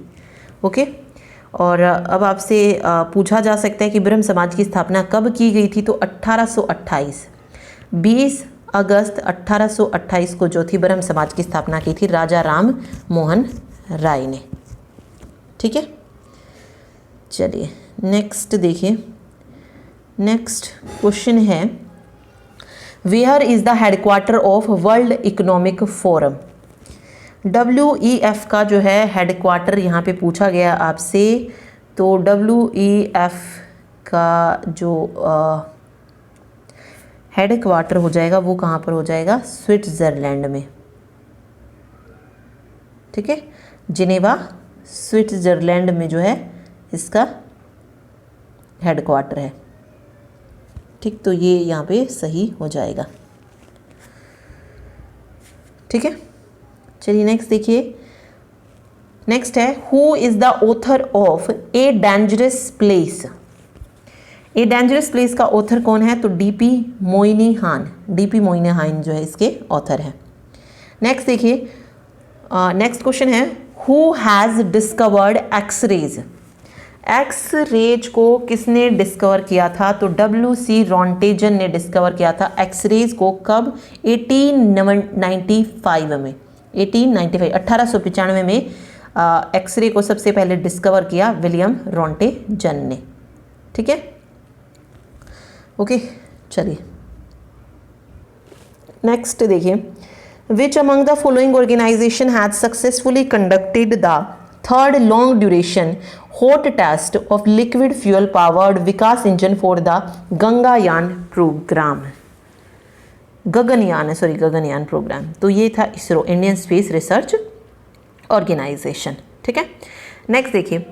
भारतीय पौराणिक कथाओं के अनुसार शिव तांडव स्तोत्र किसने गाया था, तो शिव तांडव स्तोत्र गाया था किसने, रावण ने। तो यहाँ पे रावण जो है करेक्ट आंसर हो जाएगा। ठीक है, चलिए नेक्स्ट देखिए। नेक्स्ट है, who among the following has discovered radium. Okay, radium को किसने डिस्कवर किया था, तो रेडियम को डिस्कवर किया था मैरी एंड पियरे क्यूरी ने। ठीक है, Curie and Pierre Curie, Marie Curie और पियरे क्यूरी, इन्होंने जो था डिस्कवर किया था रेडियम को, तो याद रखिएगा ये। नेक्स्ट है, नेक्स्ट क्वेश्चन में क्या कह रहा है देखिए। किसने खाड़ी क्षेत्रों में भारतीय जहाजों की सुरक्षा के लिए ऑपरेशन संकल्प शुरू किया है। ओके, भारतीय जहाजों की सुरक्षा के लिए ऑपरेशन संकल्प शुरू किया किसने, भारतीय नौसेना ने। ठीक है, तो भारतीय नौसेना यहाँ पे सही हो जाएगा। नेक्स्ट देखिए, the ozone layer exist in which region of atmosphere. Okay, परतों से रिलेटेड बड़े क्वेश्चन आ रहे हैं TGT में। अब यहाँ पे ओजोन लेयर पूछी है कि किस में होती है। ओजोन लेयर होती है समताप मंडल में। सबसे नीचे वाली जो परत होती है शोभ मंडल होती है। कितने तक होती है, 0 से 12 किलोमीटर या 10-12 किलोमीटर तक होती है। फिर 12 से 50 आ जाती है हमारी समताप मंडल, 50 से 80 आ जाती है मध्य मंडल। ठीक है, फिर मध्य मंडल के ऊपर कौन सी होती है, आयन मंडल, और सबसे बाहर चली जाती है बहिर्मंडल। ठीक है, तो मध्य मंडल को मीजोस्फीयर बोलेंगे, समताप मंडल को स्ट्रेटोस्फीयर बोलेंगे। तो ओजोन लेयर कहाँ पर होती है, स्ट्रेटोस्फीयर में जो है ओजोन लेयर हो जाएगी। ठीक है, और नीचे वाली, सबसे नीचे वाली जो अशोभ मंडल होती है ट्रोपोस्फीयर बोला जाता है। एक क्वेश्चन आता है, जहाज के उड़ने के लिए कौन सी परत सबसे ज़्यादा सही है, तो फर्स्ट लेयर हो जाएगी। मौसम संबंधी घटनाओं के लिए ट्रोपोस्फीयर। ठीक है, और ओजोन के लिए स्ट्रेटोस्फीयर हो जाएगी, और उल्का पिंड जहाँ पे आते ही नष्ट हो जाते हैं मध्य मंडल हो जाएगी। ठीक है, तो ये छोटे छोटे पॉइंट्स यहाँ से पूछे जाते हैं, तो याद रखिए। नेक्स्ट देखिए, नेक्स्ट है, who has written Gitanjali. Gitanjali को किसने लिखा था, रविंद्रनाथ टैगोर ने जो था गीतांजलि को लिखा था, और इन्हीं के लिए इनको नोबेल पुरस्कार भी मिला था 1913 में। ठीक है, तो ये हो जाएगा रविंद्रनाथ टैगोर।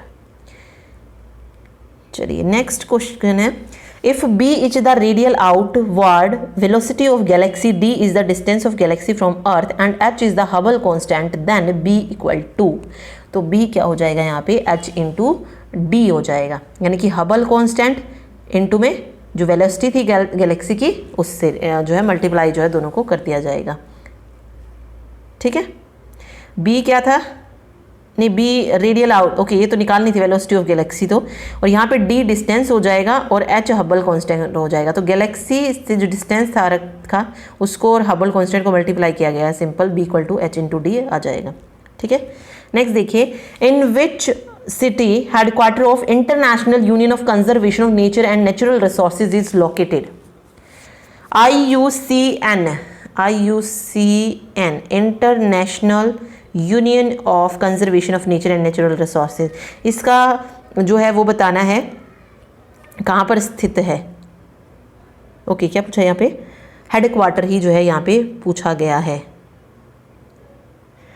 तो ये हो जाएगा स्विट्जरलैंड में है, ग्लैंड, लेकिन यहाँ पे नाम क्या दे दिया इसने? ग्लैंड। ग्लैंड कहाँ पर है? स्विट्जरलैंड में ही है ये। ठीक है, तो ये स्विट्जरलैंड भी आपको दे सकता है और इसका प्रॉपर जगह का नाम भी इन्होंने दे दिया ग्लैंड। ठीक, चलिए अगला क्वेश्चन देखिए, from which of the following countries rugby originated? Rugby जो गेम था ये कहाँ पर ओरिजिनेट हुआ था, ये इसमें पूछा गया है। तो रग्बी कहाँ पर ओरिजिनेट हुआ था? इंग्लैंड में। क्रिकेट कहाँ पर हुआ था? ये भी इंग्लैंड में हुआ था। ठीक है, तो इंग्लैंड यहाँ पे सही हो जाएगा।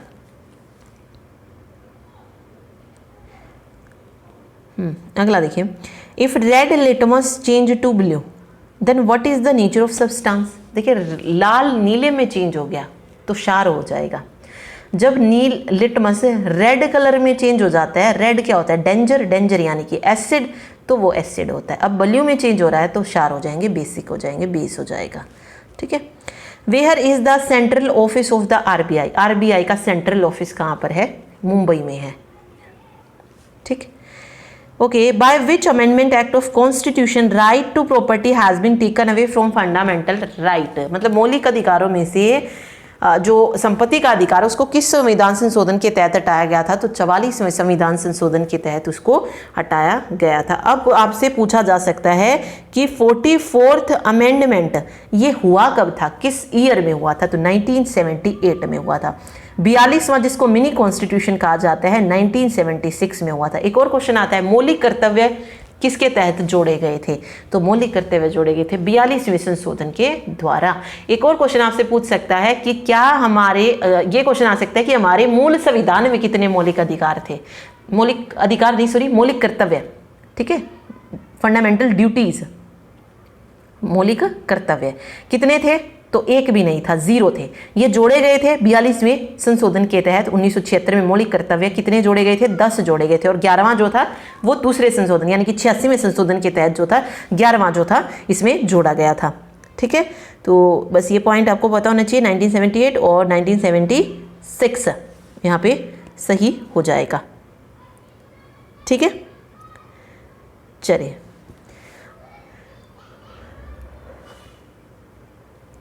नेक्स्ट है, निम्नलिखित में से कौन नीति आयोग के उद्देश्यों में से एक है? राज्य के साथ राष्ट्रीय विकास की परिकल्पना को साझा करना सही हो जाएगा।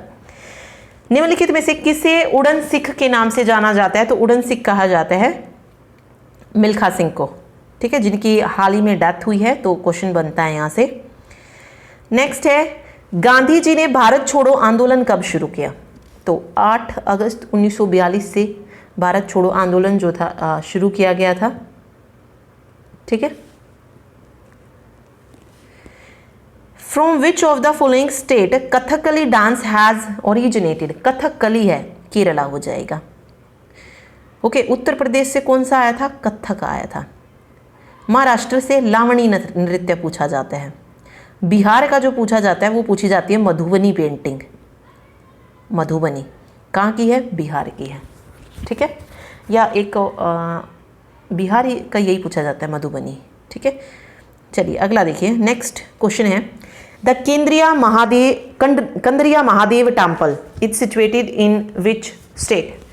ओके, कंद्रिया महादेव मंदिर जो है ये मध्य प्रदेश में है, एमपी में है। भीमबेटका की गुफाएं पूछी जाएं, एमपी में है।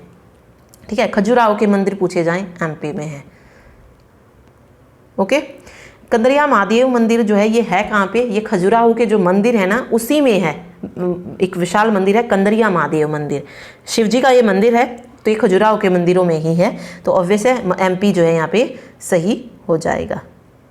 ठीक है, लोगों का ये मानना है कि जो कंदरिया जो नामकरण है इसका, ये भगवान शिव जी के नाम पर ही किया गया है। तो बस इसमें से यही जो है पूछा जाएगा और कुछ नहीं आता है इसमें से। ठीक है, चलिए IQ stands for and it is measure for a personal reasoning ability. तो IQ क्या होती है? इंटेलिजेंस क्वोशिएंट हो जाएगा। Total how many countries are the member of the South Asian Regional Cooperation. उसने पूछा कि टोटल सार्क में कितनी कंट्रीज हैं, तो टोटल 8 कंट्रीज हैं सार्क में। ठीक है, कौन कौन सी है अब ये भी आपको पता होनी चाहिए कि सार्क में जो है कौन कौन सी कंट्रीज हैं। तो देखते हैं 1 बाय 1 इसको। तो इसमें आ जाती हैं इंडिया। ठीक है, इंडिया के आसपास देखिए कौन कौन सी है, पाकिस्तान, श्रीलंका बिल्कुल इंडिया के नीचे, ओके, और बांग्लादेश तो है ही, मतलब जो जो आपको पड़ोसी दिखे वो सारे लिख दीजिए इसमें। अफगानिस्तान भी है, फिर और कौन बचा? नेपाल, भूटान, चीन नहीं होगा, ये चीज़ याद रखिए, नेपाल भूटान होगा। अब यहाँ पे एक जो नाम कंफ्यूज करता है, देखिए 1 2 3 4 5 6 7 हो चुके हैं, 8वां नाम ये आता है किसका? मालदीव का। अब ये मैं वाले नाम में बड़ा कंफ्यूजन वो क्रिएट करते हैं, ऑप्शन में सारे मैं वाले ही डालेंगे, मालदीव डालेंगे, मलेशिया डालेंगे, म्यांमार डालेंगे। अब इन तीनों में से एक आपको याद रखना पड़ेगा, वो है मालदीव। बाकी 7 इजीली याद हो जाते हैं, लेकिन जो कंफ्यूज कर देता है, स्पेशली मुझे बहुत कंफ्यूज करता है ये मालदीव जो है, ये रहेगा। और मुझे ज़्यादातर म्यांमार याद रहता है, बट आपको याद रखना है कि मालदीव है जो कि 8th कंट्री है जो सार्क में है। ठीक है, बाकी 7 इजीली याद रहती हैं, लेकिन ये 8वीं थोड़ा सा कंफ्यूज कर देती है, तो मालदीव याद रखिएगा। ठीक है, ओके, चलिए नेक्स्ट क्वेश्चन देखिए। What does the symbol of horse signify in context with Buddha life. Okay, जो घोड़ा था ये बुद्ध की जो लाइफ के अलग अलग चिन्ह थे उसमें से किससे संबंधित था? तो ये था महाभिनिष्क्रमण, यानी कि ग्रेट डिपार्चर से। ठीक है, तो देखते हैं एक बार इनको कि कौन सी चीज़ किससे संबंधित थी। तो देखिए, कमल और सांड, कमल और सांड बुल पूछा जाता है ना कि किससे संबंधित था, तो ये इनके जन्म से संबंधित था। ठीक है, घोड़ा महाभिनिष्क्रमण यानी कि गृह त्याग को कौन सी घटना कहा गया था? इसका महाभिनिष्क्रमण कहा गया था, ये भी कई बार पूछ लिया जाता है। फिर आता है इसका फर्स्ट सेरेमन यानी कि जो पहला इन्होंने उपदेश दिया था, कहाँ पर दिया था? सारनाथ में दिया गया था, और उस घटना को क्या कहा गया? धर्म चक्र परिनिर्वाण। ठीक है, परिवर्तन, धर्म चक्र परिवर्तन। ठीक है, धर्म चक्र परिवर्तन जो था इसको कहा गया था। और आपको पता है ज्ञान प्राप्ति मतलब सॉरी कहाँ पर ज्ञान प्राप्ति तो पीपल वृक्ष पे हुई थी, लेकिन हाँ फर्स्ट सेरेमनी ये अलग हो जाएगा। ठीक है, और एनलाइटमेंट निर्वाण। ओके, तो बस ये याद रखिए कि पहला जो था धर्मचक्र परिवर्तन इसको कहा गया था, जो इन्हें ज्ञान प्राप्त हुआ था। जो पहला उपदेश इन्होंने दिया था सारनाथ में दिया था। डेथ निर्वाण इसको कहा गया है। और मृत्यु का जो माना गया है वो किसको माना गया है? स्तूप को माना गया है। ठीक है, प्रतीक चिन्ह। ज्ञान प्राप्ति का किसको माना गया है? पीपल को माना गया है। तो बस ये इसके जो मेन प्रतीक थे वो याद रखिएगा। चलिए अगला देखिए। Currently as on August 2021 who is the union finance minister? कौन है वित्त मंत्री? निर्मला सीतारमण है।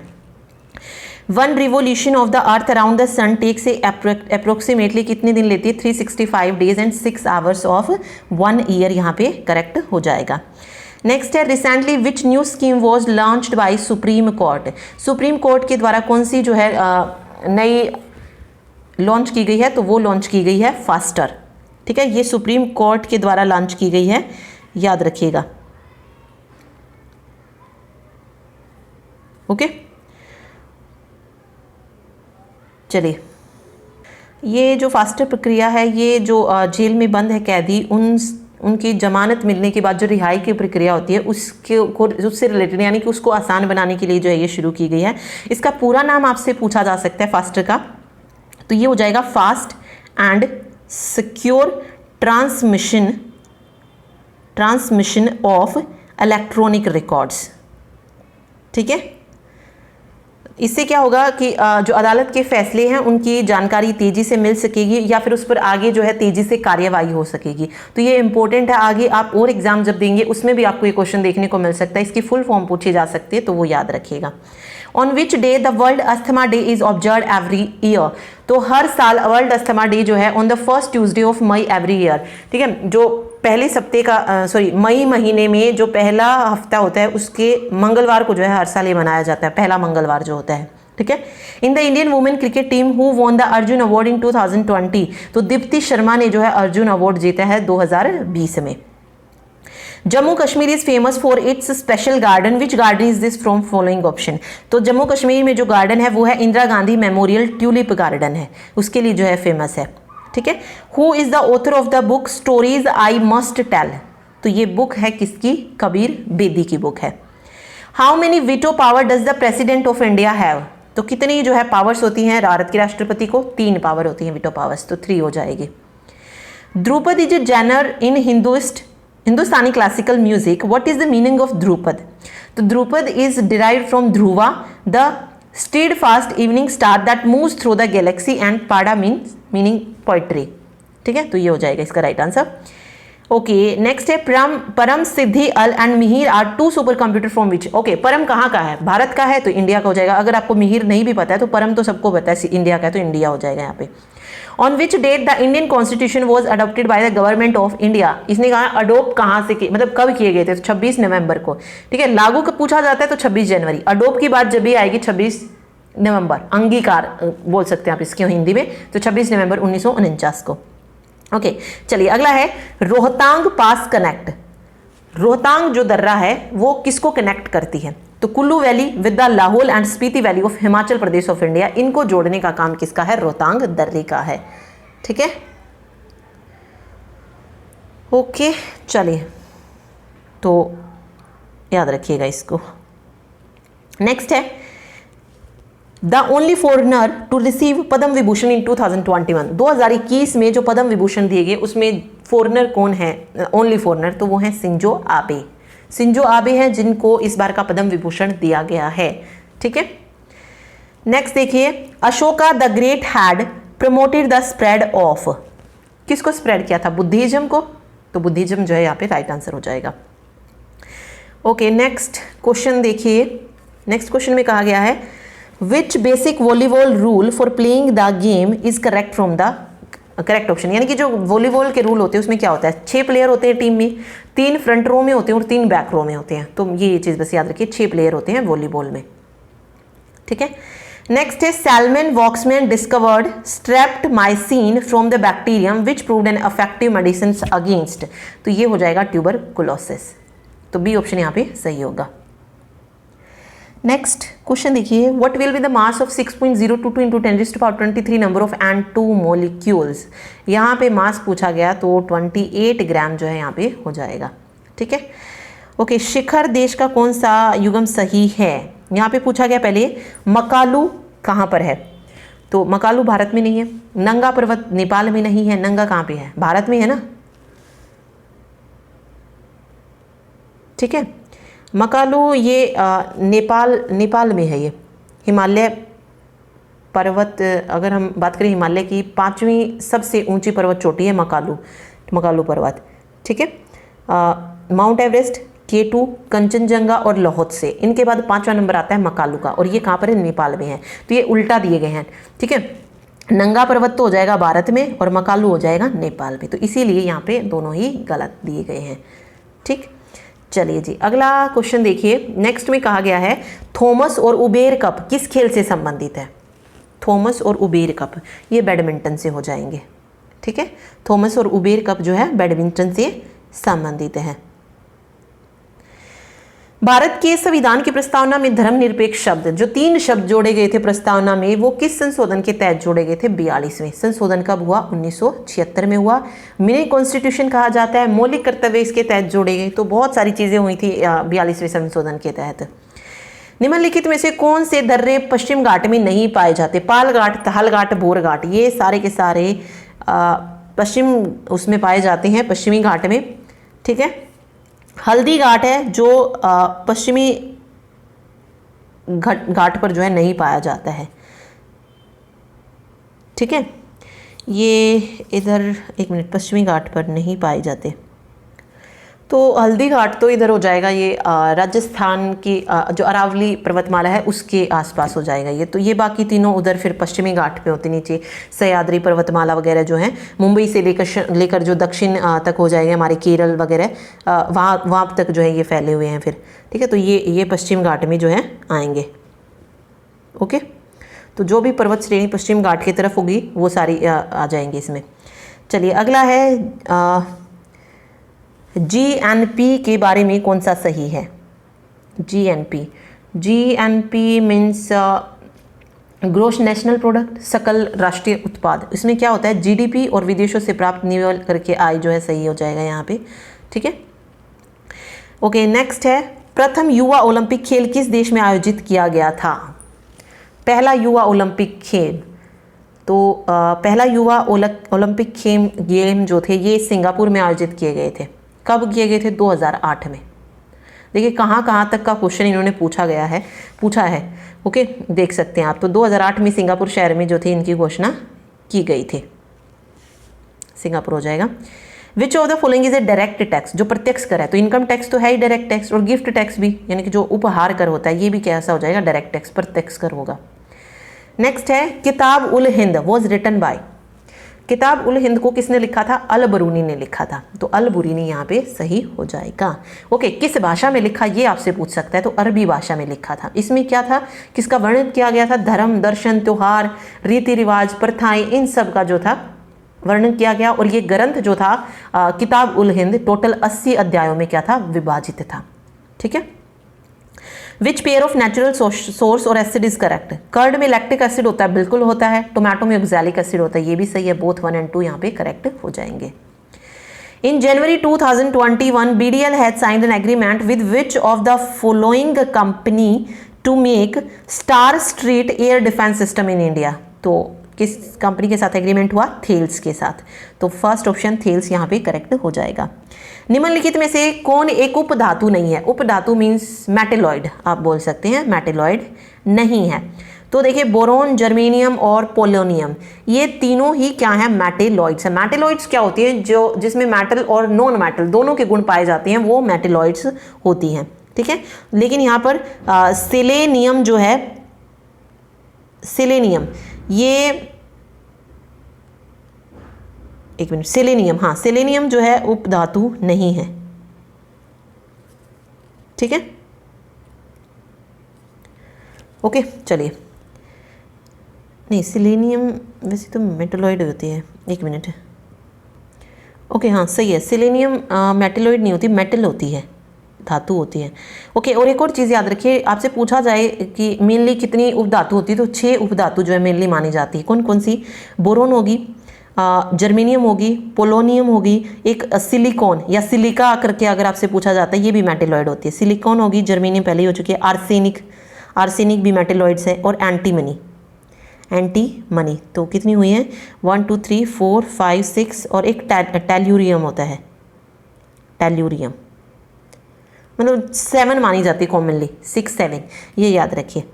ओके, चलिए अगला है, जुलाई 2021 में विश्व का सबसे ऊंचा रेत का महल किस देश ने बनाया। देखिए सबसे ऊंचा रेत का महल पूछ लिया है, जुलाई 2021 में किसने बनाया, तो ये डेनमार्क ने बनाया है। ठीक है, 2021 में एक रिपोर्ट आई थी जिसमें कहा गया कि डेनमार्क में विश्व का सबसे ऊंचा रेत महल, यानी कि आप उसको बोल सकते हैं sand castle, CASTLE, sand castle जो है बनाया गया है, और इसे Guinness book of world record में भी दर्ज किया गया है। किस शहर में है ये आपसे पूछ सकता है, तो डेनमार्क के ब्लोखस शहर में है ये, ब्लोखस KHUS, ब्लोखस शहर में है, जिसकी ऊंचाई 21.16 मीटर है। ये सबसे ऊंचा जो है रेत का महल है। ठीक है, नेक्स्ट देखिए, how many countries share land boundary with India, तो कितनी कंट्रीज की लैंड बाउंड्री लगती है, स्थलीय की बात हो रही है ये पे, यहाँ पे स्थलीय जल सीमा की, तो 7 कंट्रीज हैं। ठीक है, और लैंड बॉर्डर टोटल कितना है, 15,106 किलोमीटर है टोटल। ठीक है। वहां पर जहां पर कोस्ट लाइन कितनी हो जाती है, फिर तटीय सीमा कितनी हो जाती है, 7,516 किलोमीटर हो जाती है। टोटल पूछी जाती है तो 15,106 हो जाएगी, ठीक है।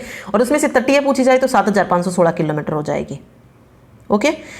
और भारत की 28 स्टेट में से 5 स्टेट ऐसी हैं जिसके साथ कोई इंटरनेशनल बॉर्डर या कोस्टल लाइन नहीं लगती है।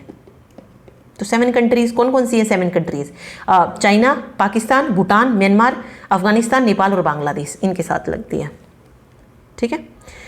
ओके, नेक्स्ट देखिए, भारत का भीम यूपीआई भुगतान प्रणाली अपनाने वाला पहला देश कौन है? जिसने भीम यूपीआई को अपनाया है तो वो है भूटान, ठीक है। ओके, तो भूटान जो है, भूटान ने क्यूआर कोड के लिए जो है यूपीआई मानकों को अपनाया और ऐसा करने वाला ये पहला देश है। भीम ऐप के माध्यम से जो है भारत के जो भी निकटतम पड़ोसी देश हैं उनमें ये स्वीकार करने वाला भूटान पहला देश है। ओके, और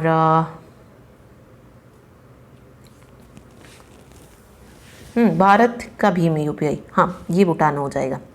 इसके अलावा अगर हम बात करें, सिंगापुर ने भी जो है ये अपनाया हुआ है, ठीक है।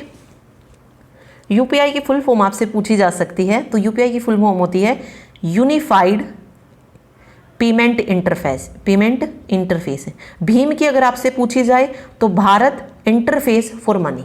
भीम की फुल फॉर्म क्या हो जाएगी? Bharat interface for money, UPI की यूनिफाइड पेमेंट इंटरफेस, ठीक है। ओके, आगे देखिए, नेक्स्ट पूछा गया यहाँ पे वंगाला त्योहार भारत की किस राज्य में मनाया जाता है? तो वंगाला त्योहार मनाया जाता है मेघालय में। ये हमने स्टैटिक जीके में करवाया हुआ है वंगाला त्योहार। नेक्स्ट देखिए, विधवा पुनर्विवाह अधिनियम कब पारित किया गया था? विधवा पुनर्विवाह अधिनियम पारित किया गया 1856 में, ठीक है। ओके, जहां पर क्या कर दिया गया? विधवा विवाह को वैध घोषित जो था कर दिया गया था, क्योंकि पहले विधवा का जो था विवाह नहीं कर सकते थे, उसके बाद 1856 में जो था विधवा विवाह घोषित कर दिया गया था। और इस जो भी ये अधिनियम था, इसका जो ड्राफ्ट था किसके द्वारा तैयार किया गया था? लॉर्ड डलहौजी के तहत, लॉर्ड डलहौजी के द्वारा जो था तैयार करवाया गया था ये, ठीक है। लेकिन इस वक्त पे गवर्नर जनरल कौन थे? तो गवर्नर जनरल कौन थे 1856 में? लॉर्ड कैनिंग आ गए थे, ठीक है, क्योंकि 1857 के विद्रोह में वही थे, तो वही हो जाएगा यहाँ पे, ठीक है। अगला देखिए, in which year Simon Commission came to India? तो 1928 में आया था वैसे तो, बट यहाँ पे 1927 इन्होंने माना है, ठीक है। कौन सा कथन सही है? भीमबेटका की पहाड़ी मध्य प्रदेश में, बिल्कुल सही, और विक्टोरिया मेमोरियल पश्चिम बंगाल में, दोनों ही पॉइंट्स यहाँ पे बिल्कुल सही दिए गए हैं। भारतीय संविधान का कौन सा अनुच्छेद असपृश्यता के उन्मूलन से संबंधित है? तो असपृश्यता से है अनुच्छेद 17। 18 किससे? उपाधियों के अंत से है, ठीक है, तो अनुच्छेद 17 यहाँ पे सही हो जाएगा। नेक्स्ट क्वेश्चन है, which of the following is an example of emulsion? Emulsion होता है पाइसीकरण, तो मिल्क जो है एग्जाम्पल हो जाएगा यहाँ पे, ठीक है। आगरा किला किसके द्वारा बनवाया गया? तो आगरा किला बनवाया था अकबर ने। कमैचा किस प्रकार का संगीत वाद्य यंत्र है? तो ये एक तार वाद्य है।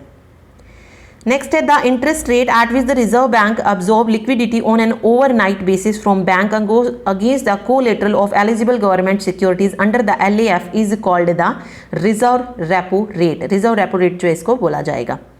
जुलाई 2020 में किस कंपनी ने एक नया video conferencing application blue jeans launch किया? तो ये किया भारती एयरटेल ने, ठीक है।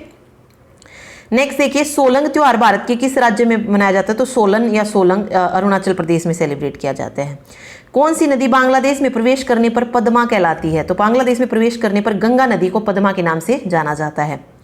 किस अंतर्राष्ट्रीय हवाई अड्डे को वॉइस ऑफ कस्टमर अवार्ड 2021 मिला है? तो केम्पेगौड़ा अंतर्राष्ट्रीय हवाई अड्डे को वॉइस ऑफ कस्टमर अवार्ड 2021 दिया गया है।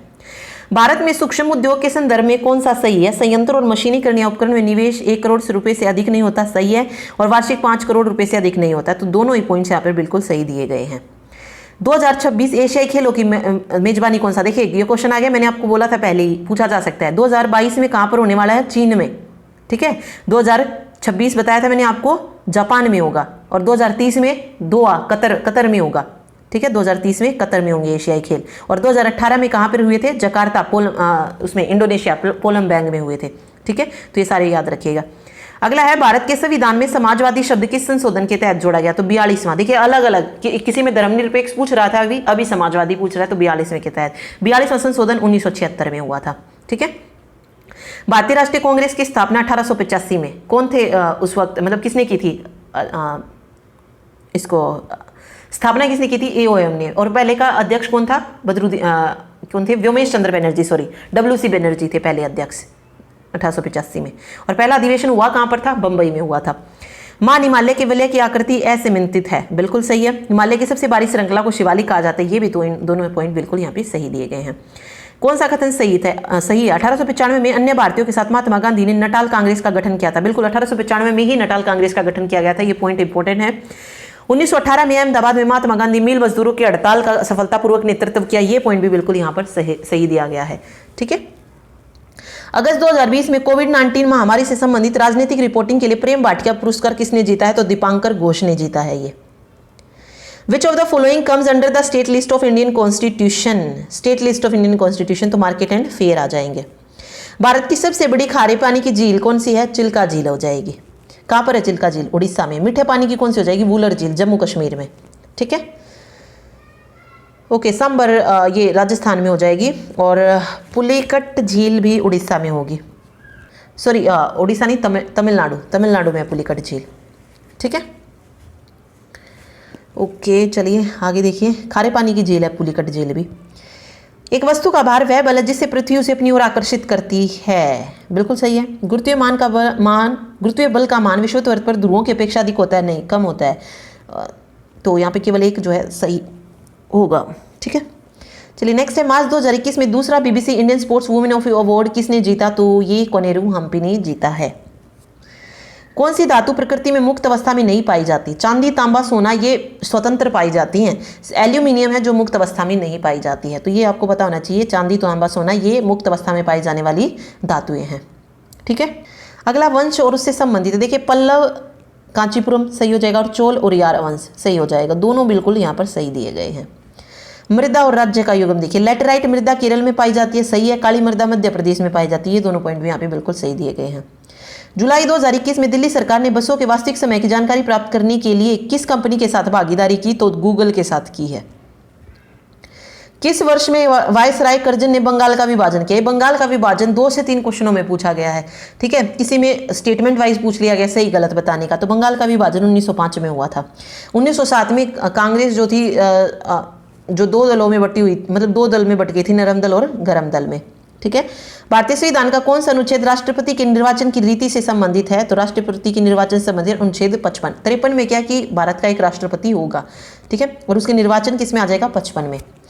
चपचार कूट मैंने बताया था कहाँ के आ जाएंगे? सारे मिजोरम के हो जाएंगे, जहां पर भी चपचार कूट वर्ड जहां पे आ जाते हैं। ठीक है। कौन सा कथन सही है? वाष्पीकरण की दर आर्द्रता में वृद्धि के साथ बढ़ती है? नहीं बढ़ती है। वाष्पीकरण एक सतह की परिघटना है, ये सही हो जाएगा। केवल 2 यहाँ पे सत्य होगा। माउंट किलिमंजारो कहां पर स्थित है? तंजानिया में स्थित है ये। अंतर्राष्ट्रीय क्रिकेट परिषद का मुख्यालय कहां पर स्थित है? तो ये दुबई में है। पाक जल संधि भारत को श्रीलंका से, देखिए एक क्या कहा गया कि भारत को श्रीलंका से कौन अलग करता है? मन्नार की खाड़ी, उसी को पाक जल स्ट्रेट भी कहा जाता है, पाक जल संधि भी कहा जाता है। तो दोनों पॉइंट इसमें पूछ लिए गए अलग अलग। ठीक है।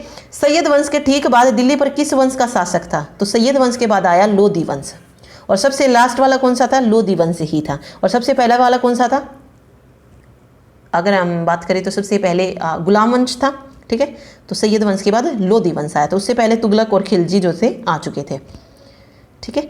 सकल राजकोषीय घाटे के संदर्भ में कौन सा सही है? तो निवल घरेलू ऋण ग्रहण प्लस RBI से ऋण ग्रहण प्लस विदेशों से ऋण ग्रहण, ये हो जाएगा राजकोषीय घाटे का सही वो।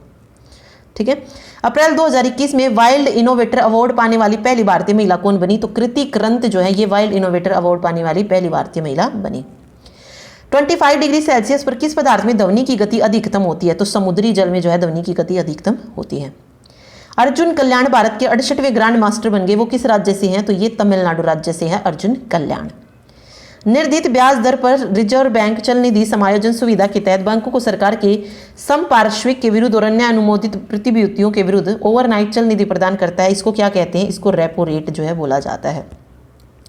क्योमठ स्मारक बताना किस राज्य में है? तो हिमाचल प्रदेश सही है। इंडिया गेट दिल्ली में है, दोनों सही है, तो दोनों पॉइंट यहाँ पे सही हो जाएंगे। डाक घर बचत बैंक संघ सूची का जो एक भाग नहीं है, तो देखिए दोनों ही जो है भाग नहीं है, निगम कर और डाकघर बचत बैंक। ठीक है। कोबाल्ट की परमाणु संख्या कितनी होती है? तो 27 होती है कोबाल्ट की परमाणु संख्या। ओके। निम्नलिखित में से किससे 2021 में पद्म विभूषण से सम्मानित नहीं किया गया? 2021 में बीबी लाल, नरेंद्र सिंह कपानी और सिंजो आबे को किया गया है, श्री नरपेंद्र मिश्र को नहीं किया गया। बाकी मैंने आपको ये अवार्ड करा रखे हैं, करंट अफेयर में आप जाके देख सकते हैं। ठीक है, इनसे क्वेश्चन पूछा जा रहा है। ओके, अगला क्वेश्चन देखिए, राष्ट्रकूट वंश के शासक कौन थे? तो दंती दुर्ग थे राष्ट्रकूट वंश के शासक। डेविस कप ये टेनिस से संबंधित है। ठीक है। कौन सी अंतरिक्ष एजेंसी 2021 के अंत तक लकड़ी से बना दुनिया का पहला उपग्रह लॉन्च करेगी? तो ESA करेगी। कौन सा कथन सही है यहाँ पे? एंजियोस्पर्म को पुष्पी पादप भी कहा जाता है, ये सही हो जाएगा। पाइनस और साइकस एंजियोस्पर्म के उदाहरण है, ये गलत हो जाएगा यहाँ पे। ठीक है। पंखीड़ा किस राज्य का क्षेत्रीय संगीत है? तो राजस्थान का है। कुचिपुड़ी किस राज्य का शास्त्रीय नृत्य है? तो ये आंध्र प्रदेश का हो जाएगा। Which of the following is correct regarding indifference curve?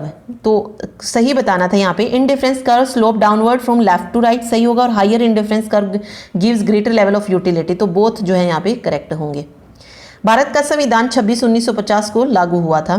पहला राज्य कौन सा है जिसने हर घर में छत वर्षा जल संग्रहण ढांचों का बनना आवश्यक करा था? तो वो तमिलनाडु हो जाएगा। The refractive index of water is 1.33। All India Muslim league का गठन 1906 में हुआ था। 1915 में थे महात्मा गांधी दक्षिण अफ्रीका से भारत लौटे थे। दोनों ही कथन यहाँ पर असत्य हैं। किस वर्ष बाबर ने इब्राहिम लोदी को पानीपत में हराया था? तो 1526 के युद्ध में हराया था। भारतीय पुरुष हॉकी टीम के कप्तान कौन थे जिसने टोक्यो ओलंपिक 2020 में कांस्य पदक जीता था? तो मनप्रीत सिंह। देखिए ये आ गया, पहले मैंने आपको बता दिया था, पूछा जा सकता है कैप्टन कौन थे। ए सॉन्ग ऑफ इंडिया पुस्तक के लेखक कौन है? रस्किन बॉन्ड है। विश्व में चावल का सबसे ज्यादा उत्पादन किस देश में होता है? चीन में होता है, फिर भारत में होता है दूसरे नंबर पर। भारतीय संविधान का में कौन सा युग्म सही है? निर्वाचन संबंधी मामलों में न्यायालयों के हस्तक्षेप का वर्जन अनुच्छेद 329 में ये गलत हो जाएगा। भारत का सर्वोच्च न्यायालय 318 ये सही है, तो केवल 1 यहाँ पे नहीं, सॉरी इसमें पहले वाला गलत हो जाए, सही हो जाएगा, और दूसरा गलत है। सर्वोच्च न्यायालय 318 में नहीं है। ठीक है। आंतरिक प्रवास जनसंख्या के आकार में परिवर्तन लाता है? नहीं। कृषि प्राथमिक क्रियाकलाप के अंतर्गत आती है, ये सही है, प्राइमरी सेक्टर में आती है ये। ओके। आरबीआई द्वारा इस्तेमाल की जाने वाली मौद्रिक नीति रेपो रेट भी होती है, बैंक रेट भी होता है, खुला बाजार परिचालन भी, तो तीनों जो है यहाँ पे हो जाएंगे। कौन मानव निर्मित पारितंत्र का उदाहरण? जो मानव ने निर्मित किया है, तो खेत किए हैं निर्मित, तो बी हो जाएगा। संयुक्त राष्ट्र पर्यावरण कार्यक्रम का मुख्यालय कहाँ पर है? पर्यावरण का नैरोबी में है, ये नैरोबी सही हो जाएगा। ठीक है। अगला क्वेश्चन देखिए, शेरशाह सूरी ने किसकी विजय के दौरान अपना जीवन खो दिया था? तो कालिंजर की विजय के दौरान जो था शेरशाह सूरी ने अपना जीवन खो दिया था। ठीक है। On the 15th of July 2020 the covid Tika Sang Surakshit Van Dhan and Udyan campaign was launched by which of the following minister? तो ministry of tribal affairs. Calcium hypochlorite is the chemical active ingredient in which of the following everyday cleaning agent? तो ये bleaching powder का हो जाएगा। ठीक है। 14 जुलाई 2021 को इसरो ने किस मिशन के लिए लिक्विड प्रोपेलेंट विकास इंजन का सफलतापूर्वक? देखिए एक में ये घुमा के क्वेश्चन दिया गया था, उसमें पूछा गया गगनयान मिशन के लिए ये किस उसने शुरू किया, तो वहां पर आंसर था इसरो, और यहाँ पर हो जाएगा गगनयान मिशन। इसीलिए इंपॉर्टेंट क्वेश्चन है, पढ़ने जरूरी है, क्योंकि रिलेटेड चीजें जो है दी जा रही है एग्जाम में। ठीक है। अजीत पाल सिंह किस खेल से जुड़े हैं? तो अजीत पाल सिंह जुड़े हैं हॉकी से। तमिलनाडु, आंध्र प्रदेश और केरल में कैसी मिट्टी की पाई जाती है? लैटेराइट। काली हमने कहां पर पढ़ी थी? मध्य प्रदेश। ऊपर यही क्वेश्चन जो था पूछा गया था कुछ इसी तरीके का। किस वैज्ञानिक ने बड़े पैमाने पर कृत्रिम बुद्धिमत्ता प्रणाली पर अग्रणी कार्य करने के लिए ट्यूरिंग पुरस्कार जीता? तो डबाला राजगोपाला रेड्डी ने जीता। भारत में वस्तु और सेवा कर को निम्न रूप से वर्गीकृत किया जा सकता है, तो खपत कर के रूप में। तोमर राजवंश 10वीं से 12वीं शताब्दी के दौरान संप्रभु राजतंत्र था, किस क्षेत्र पर शासन किया था? तो उत्तर भारत, दिल्ली में और उसके आसपास के क्षेत्र पर। भारत निम्नलिखित में से किस आर्थिक समूह का हिस्सा नहीं है? तो G24, 15 और 12 का है, 20 का, 12 का नहीं है। कौन सी कृति अल बुरूनी से जोड़ी जा सकती? किताब उल हिंद। ठीक है, पहले पूछा गया था ना किताब उल हिंद किसने लिखी, तो अल बुरूनी ने लिखी, वहां पे भी ये क्वेश्चन पूछ लिया गया। The Losar festival of north east India celebrates Tibetan lunar new year. ठीक है, तिब्बत का न्यू ईयर माना जाता है। लाल दोमट मृदा किस क्षेत्र में पाई जाती है? तो पश्चिमी घाट के पिंड मोट क्षेत्र में ये पाई जाती है। 2020 का सबसे हालिया संशोधन अधिनियम संविधान में कौन सा संशोधन था? तो 104वां संशोधन था। भारत ने ओलंपिक खेलों में कुल 28 पदक जीते, इनमें से अधिकांश पदक किस खेल में जीते गए? तो हॉकी में। ठीक है, क्योंकि हॉकी में हमने पढ़ा था ना 8 तो स्वर्ण पदक ही आ चुके हैं और 3 कांस्य पदक हो गए और 1 रजत पदक, तो 12 पदक टोटल हॉकी में आ चुके हैं। ठीक है, which of the following mathematic is known for his contribution to algebraic geometry, तो एस अभ्यंकर। ठीक है, 1966 में संविधान में 19वां संशोधन क्यों हुआ था? चुनाव अधिकारों को समाप्त किया और उच्च न्यायालय को चुनाव याचिकाओं को सुनने की सत्ता दी। ओके, ठीक है। भारत का पहला ग्रीन एटीएम कहाँ पर? गुरुग्राम में बनाया गया है, ग्रीन एटीएम है ये। लोक संगीत की किस विधा को मध्य प्रदेश से जोड़ा जा सकता है? तो धनकुल को। चलिए लास्ट क्वेश्चन देखिए, सेब के बीजों को जब चबाया और पचाया जाता है तो कौन सा विष रक्त प्रवाह में स्रावित होता है? तो साइनाइड होता है, तो सेकंड ऑप्शन साइनाइड यहाँ पे सही हो जाएगा। ओके, एक और है। हाँ देखिए, किसने सापेक्षता का सिद्धांत प्रतिपादित किया था? तो अल्बर्ट आइंस्टीन ने किया था। सोने का रासायनिक चिन्ह, सोने का अगर हम देखें क्या होता है? Au होता है, Ag किसका हो जाता है? सिल्वर का, Al एल्यूमिनियम का और Ga गैलियम का होता होगा। ठीक है, तो Au यहाँ पे सही हो जाएगा सोने का। शतरंज के खेल का आविष्कार किसने किया था? भारत ने किया था। भारतीय संविधान निम्नलिखित में से किस अनुसूची में समवर्ती सूची दी गई है? तो ये 7वीं में दी गई है। 8वीं में फिर भारत की भाषाओं के बारे में बताया गया है। नीलगिरी पहाड़ियों को किस नाम से जाना जाता है? नीला पर्वत के नाम से जानते हैं। किसने बांग्लादेश का राष्ट्रगान अमर सोनार बांग्ला लिखा है? रविंद्रनाथ टैगोर ने लिखा है। भारत पूर्व में बंगाल की खाड़ी, अरब सागर, हिंद महासागर, मतलब देखिए पूर्व में क्या है? बंगाल की खाड़ी है, पश्चिम में अरब सागर है और दक्षिण में हिंद महासागर से घिरा हुआ है। बिल्कुल सही है। नुआखाई त्योहार पहले ही बताया था मैंने आपको, पूछा जा सकता है, उड़ीसा में मनाया जाता है। किस तापमान पर पानी का घनत्व तो सबसे अधिक होता है? तो 39 डिग्री फ़ारेनहाइट पर होता है। कौन चौहुदड़ो एक्सक्वेशन 1935-36 के लेखक है? तो अर्नेस्ट J.H. मैके। किस संगठन ने वांतरिक्ष संरचनात्मक फोर्जिंग के लिए हाई स्ट्रेंथ बीटा टाइटेनियम मिश्र धातु विकसित किया? तो ये DRDO ने की है। ठीक है, अब आपसे आगे ये पूछा जा सकता है कि DRDO ने कौन सी मिश्र धातु को विकसित किया है? तो हाई स्ट्रेंथ बीटा टाइटेनियम को विकसित किया है। तो दोनों तरीके से क्वेश्चन दे सकता है वो। कौन सा बेकिंग सोडा इनमें से? तो बेकिंग सोडा सोडियम बाइकार्बोनेट को बोला जाता है। मदर टेरेसा का नोबेल शांति पुरस्कार 1979 में दिया गया था। पूरा पाषाण काल के लोगों का मुख्य व्यवसाय क्या था? तो शिकार करना जो था मुख्य व्यवसाय था। CSIR का पूर्ण रूप क्या है? Council of scientific and industrial research हो जाएगा। किस देश ने S-500 वायु रक्षा मिसाइल सिस्टम का सफल परीक्षण किया? तो ये रूस ने किया। किस मामले में उच्चतम न्यायालय प्रस्तावना को संविधान निर्माताओं के दिमाग की कुंजी मानता है? तो बेरूबाड़ी यूनियन केस में जो है संविधान निर्माताओं के दिमाग की कुंजी बताता है उच्चतम न्यायालय। किस वर्ष NSE India, national stock exchange of India limited को शामिल किया गया था? तो 1992 में किया गया था। प्रकाश पादुकोण किस खेल के खिलाड़ी थे? तो बैडमिंटन के खिलाड़ी थे। ओके, अगला है किसने माई एक्सपेरिमेंट विद ट्रुथ लिखा है? तो M.K. गांधी ने लिखा है। नेक्स्ट देखिए, रजिया सुल्तान को सिंहासन से किस वर्ष हटा दिया गया था? तो 1240 में उनकी मृत्यु हो गई थी। 1236 में बैठी थी वो, 1240 में हट गई थी। पंडवानी कहाँ का है? छत्तीसगढ़। ओके, एक और चीज़ याद रखिए, राजस्थान का भी है लेकिन मेनली जो यहाँ पे किया जाता है छत्तीसगढ़ में, मतलब ज़्यादा वहाँ का माना जाता है। छत्तीसगढ़ अगर ऑप्शन में छत्तीसगढ़ नहीं है तब आप राजस्थान लगा दीजिएगा। ठीक है, तो वहाँ का हो जाएगा। महाराष्ट्र का लावणी पूछा जाता है। चंगेज खान की मृत्यु 1227 में हो गई थी। 50 रुपए के महात्मा गांधी के नोट का आकार क्या है? तो 66 mm into 135 mm। Okay, note पढ़ के जाइएगा, किसी न किसी शिफ्ट में आगे आपसे पूछा जाएगा। इनफैक्ट स्टैटिक जीके के जो है ज़्यादातर टॉपिक मैंने आपको करवा रखे हैं, चाहे त्यौहार है, उत्सव है, नोट जो है वो करवा रखे हैं, लड़ाई जो हुई वो भी करवा रखी हैं। ठीक है, तो सारी चीज़ें वो पढ़ के जाइएगा। Thank you so much. तो जितने जितने इंपॉर्टेंट बन सकते थे वो सारे मैंने जो है आपको इसमें करवा दिए हैं, और अभी तक जिनकी की आई थी तो वो लगभग हो चुके हैं। अलग से भी किए हैं हमने क्वेश्चन, मतलब जिस सब्जेक्ट का पेपर था वो कंप्लीट भी किया है, और जो बचते थे जो अलग अलग शिफ्टों में हुए थे वो हमने सारे जो है इसमें कवर कर लिए हैं question. Thank you so much.